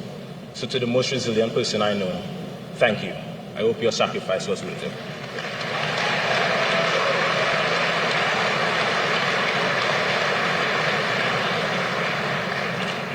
Now, as with the time I receive my essay results, I'm sure I'll once again hear, the journey now starts. And indeed, our lives do not end on graduation day. Today is but the first step in a journey to greatness. We are the future. We are Caribbean people, and we are the ones with the ability to create change locally, regionally, and internationally. We see the Honorable Mia Motley raising a voice on behalf of the Global South to call out the Western world for the impact of climate change that we suffer. We've seen it in Nobel laureate Derek Walcott and former President Justice Anthony Carmona serving on the International Criminal Court, all University of the West Indies graduates. As lawyers and engineers, we will be the ones driving legislation, creating innovative designs, and propelling the Caribbean towards sustainability. We will be the next judges, deliberating important constitutional issues, pushing for constitutional reform, drafting legislation, so we in the Caribbean don't fall behind. We will be the ones pushing the need for our own indigenous courts, like the CCJ, to take precedence as our highest court. We will be the next inventors and the ones building avenues for sustainable and renewable energy to flourish in the Caribbean. As University of the West Indies graduates, our potential is vast, boundless. Listen to the words of author Marianne Williamson. Our greatest fear is not that we are inadequate. Our deepest fear is that we are powerful beyond measure. It is our light, not our darkness, that most frightens us. We ask ourselves, who am I to be brilliant, gorgeous, talented, fabulous? Actually, who are you not to be? Your playing small does not serve the world. We are born to make manifest the glory of God that is within us all. And as we let our light shine, we unconsciously give other people permission to do the same. Class of 2024, let us not succumb to our deepest fears, but rather, let us make full use of our potential. I thank you.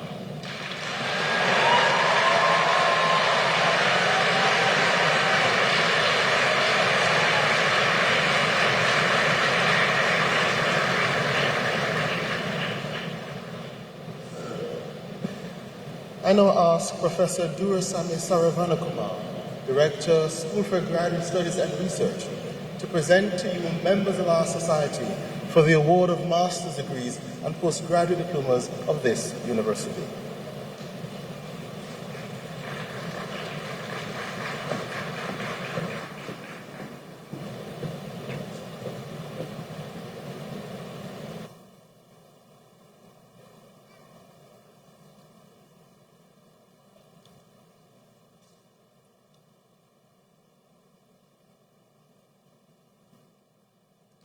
Sir, I present to you these members of our society who, having fulfilled the requirements of this university, have been awarded postgraduate diplomas and master degrees and beg that you recognize their advancement in our society.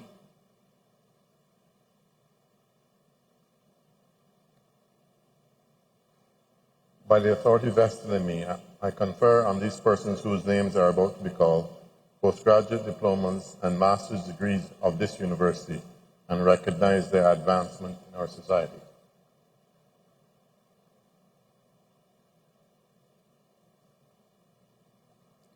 Sir, from the Faculty of Law, Master of Laws for Caverill Campus, Master of Laws in Corporate and Commercial Law, I present Ashti Sukon.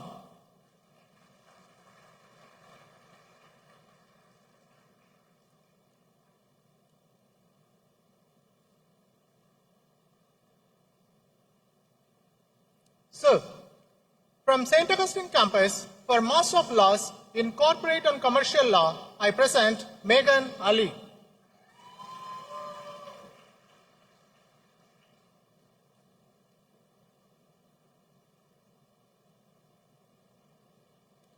Sir, with distinction, Dominique Bernard.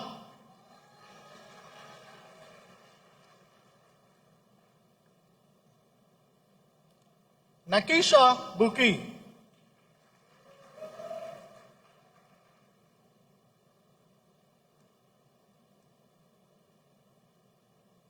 Sir, with merit, Samuel Danting.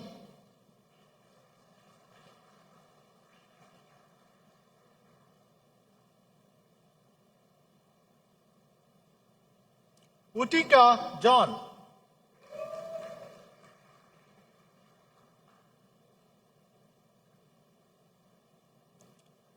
Colleen Liverpool.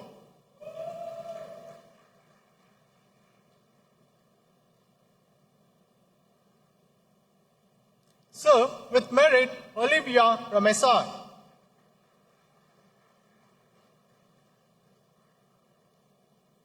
Sir, with distinction, Matthew Earwood.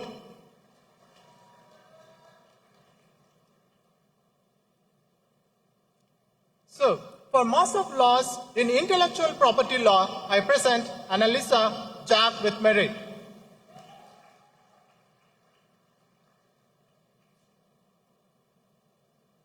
Sir, for Master of Laws in Legislative Drafting, I present Faye Khalis Lemasi with merit.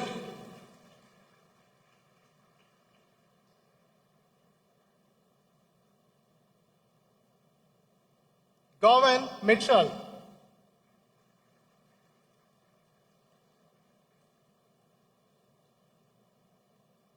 Sir, with distinction, Sachindra Rupnarayan.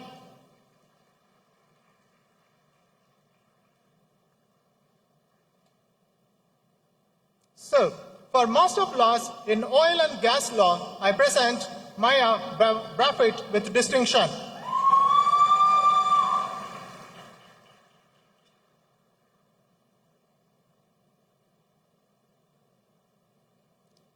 Sir, with distinction, Liana Ramkalavan.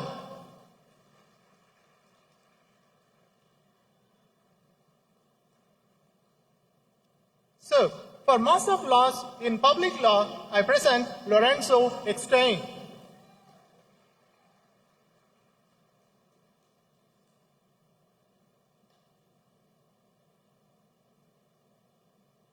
Sir, with distinction, John Mark Morris.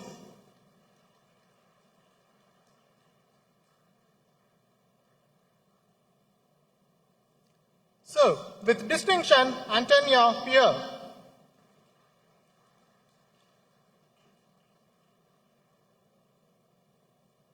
Sir, with merit, Alisa Sricharan.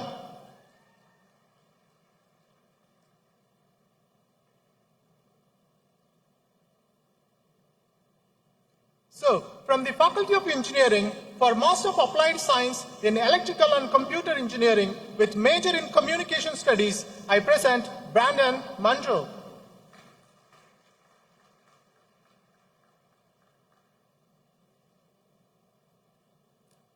Sir, for Master of Applied Science in Electrical and Computer Engineering with major in Integrated Systems, I present Samantha Macano.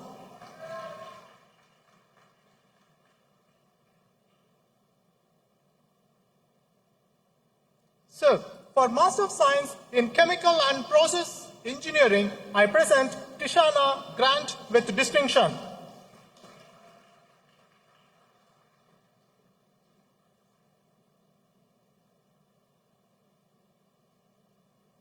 With merit, Isaac James.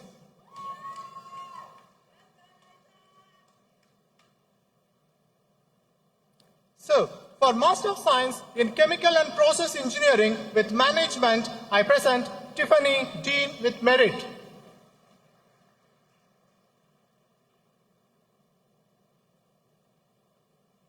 So, with distinction, Arun Mangra.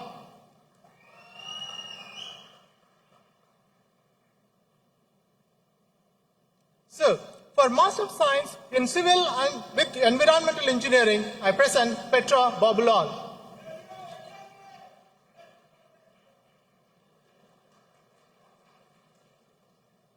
So, for Master of Science in Civil Engineering, I present Risha Kosia.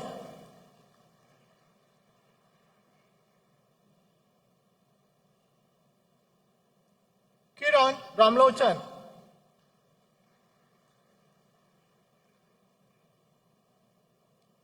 So, for Master of Science in Coastal Engineering and Management, I present Emil Durham with distinction.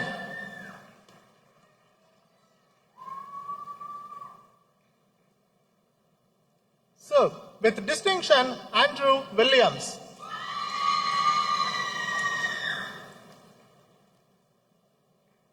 So, for Master of Science in Construction Management, I present Kevin Alexander.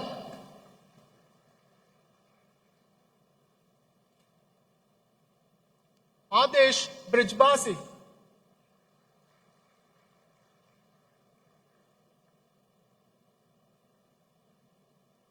Julian Kado.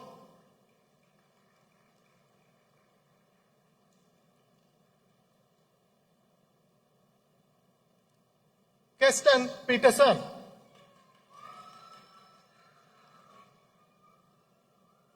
So, with merit, Isaiah Simmons.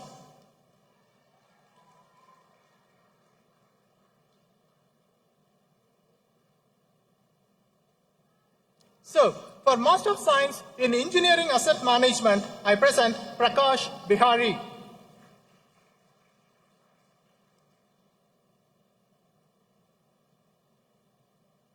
So, with distinction, Firaz Hussain.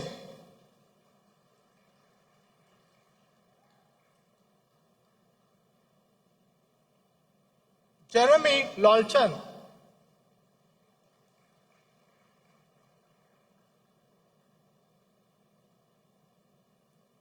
Mikhail Mulchan.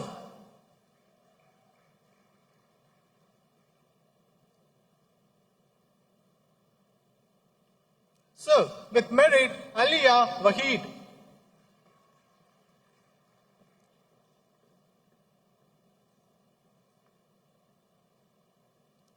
So, I present Stefan Williams with distinction.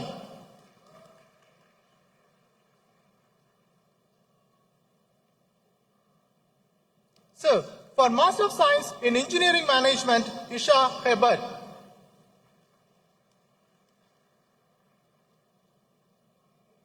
So, for Master of Science in Food Science and Technology, Jonathan Dukaran.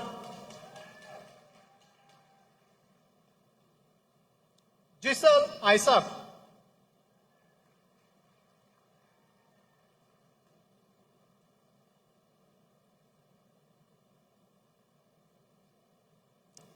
So, with distinction, Datri Rampesad.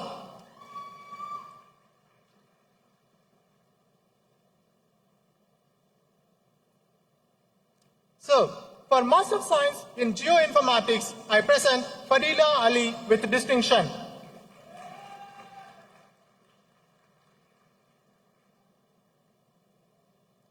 Adrian Maharaj.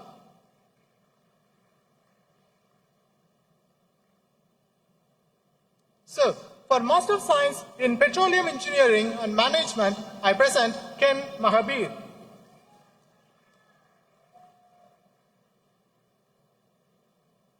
So, for Master of Science in Production Engineering and Management, I present Marisa Trotman.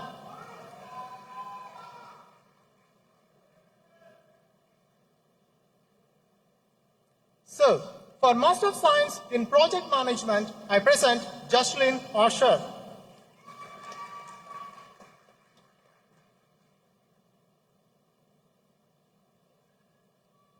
Divine Coburn.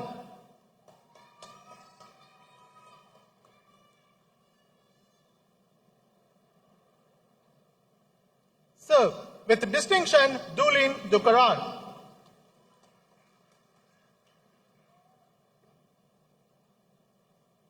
Shadia Edgehill.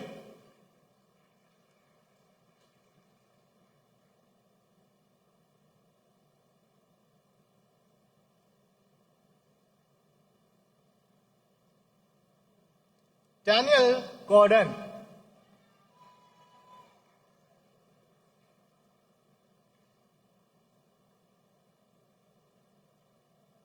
Isa Grant.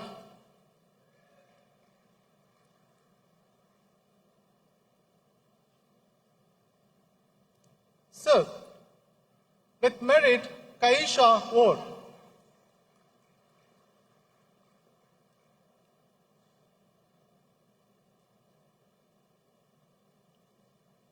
Gabriela Rampesar.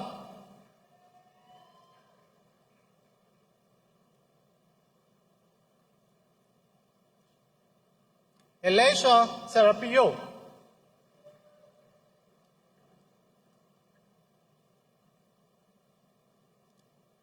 Shakil Shoyi.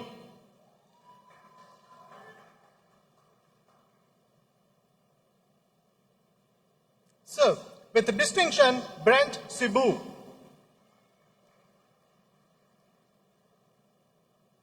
So, for Master of Science in Urban and Regional Planning, I present Kerry Griffith.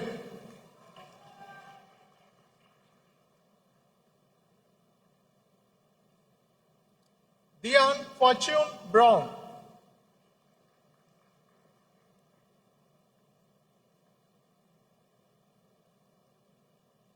Kristen Thomas.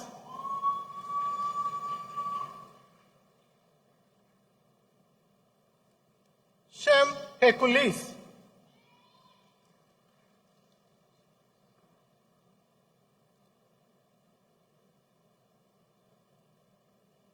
Shanish Jack.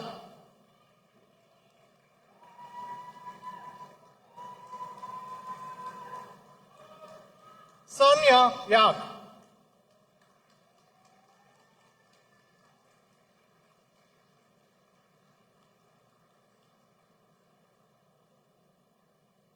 Paula Nelson.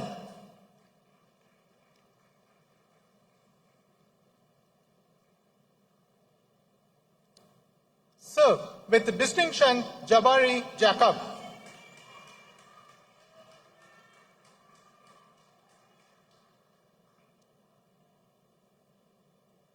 So, with merit, Jaisiran Hossein.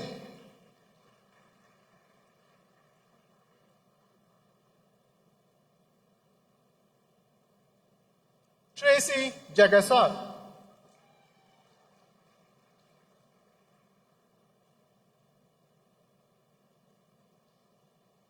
Stephen Macmillan.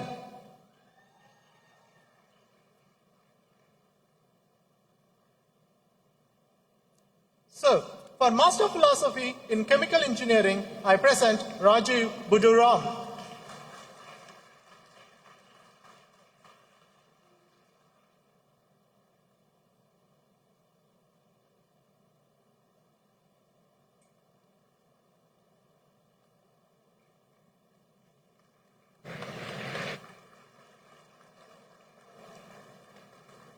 Sir, I now ask Professor Audrey Henry Lee, Pro Vice Chancellor, Graduate Studies and Research, to present to you members of our society for the award of the degree of Doctor of Philosophy of this university.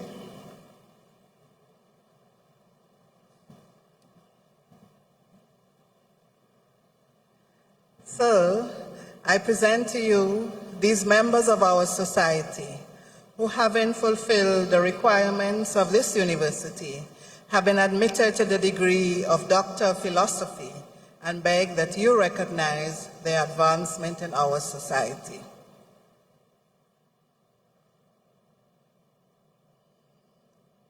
By the authority vested in me, I confer on these persons whose names are about to be called the degree of Doctor of Philosophy of this university and recognize their advancement in our society.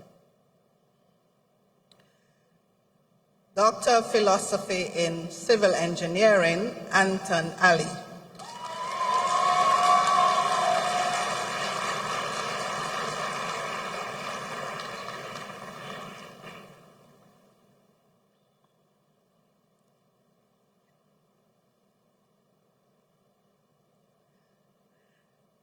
Doctor of Philosophy, Electrical and Computer Engineering with high commendation, Jivan Prasad.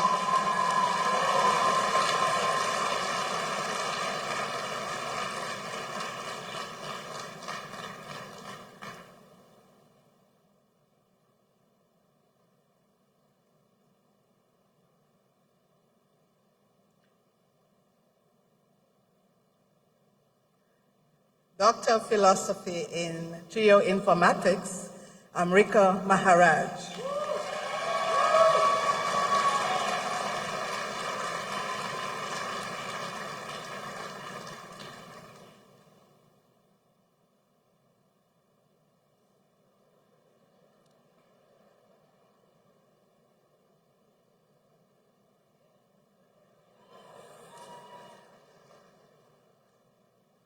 Trisha Melville.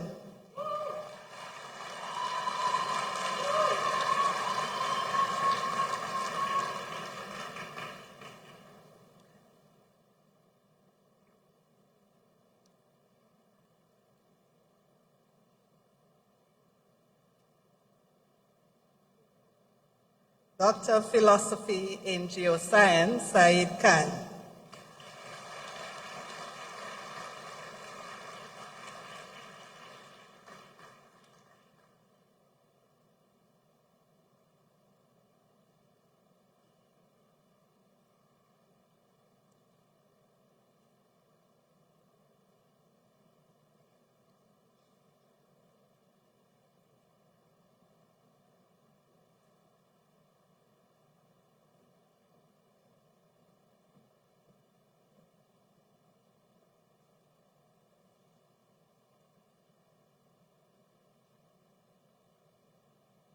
I now call on the Faculty Representative Law, UWI Alumni Association, Trinidad and Tobago Chapter, Ms. Isis Oliver, to lead the graduates in reciting the Alumni Pledge.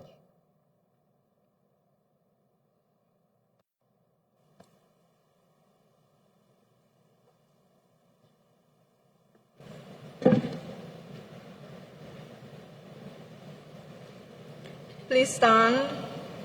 I will now lead you in reciting the Alumni Pledge, which can be found on page 91 of the booklet.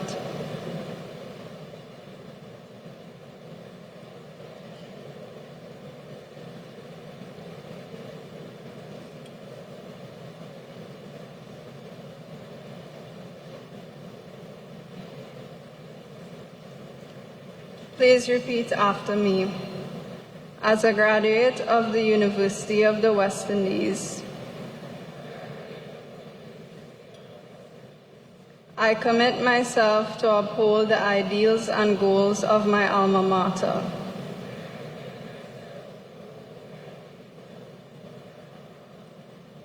My conduct and voice shall reflect the commitment to excellence.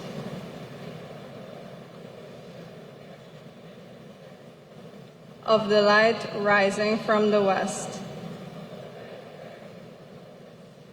As I fulfill my social and professional responsibilities,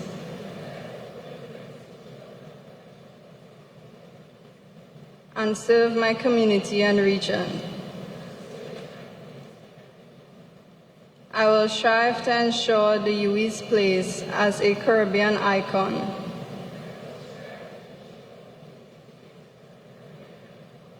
The catalyst for Caribbean development and leadership.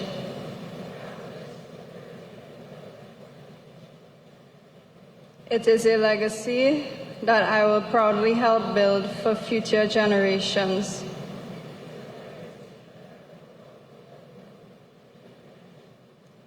The UWI, first in our hearts and first in our region.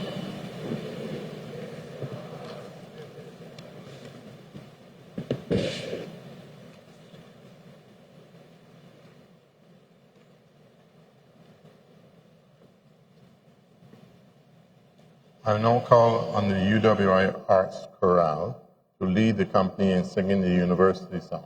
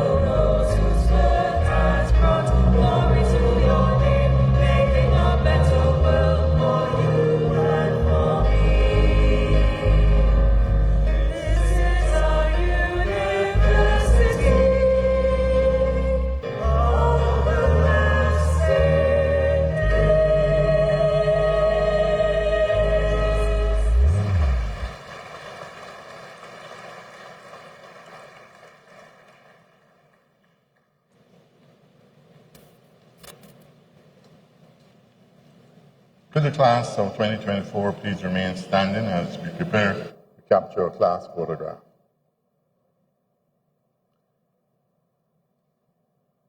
You have been officially ended your UWI graduate era. And to commemorate this milestone, we invite you to take up your canisters as we prepare for a unique and symbolic gesture. To our friends and family in the stands, we invite you to get your cameras ready, as this will be a moment to remember. As we count to 3, we ask you to raise your canisters, turn to your family in the stands, and wave to them with all the excitement and pride that you feel in this moment. On the count of 3. 1, 2, 3.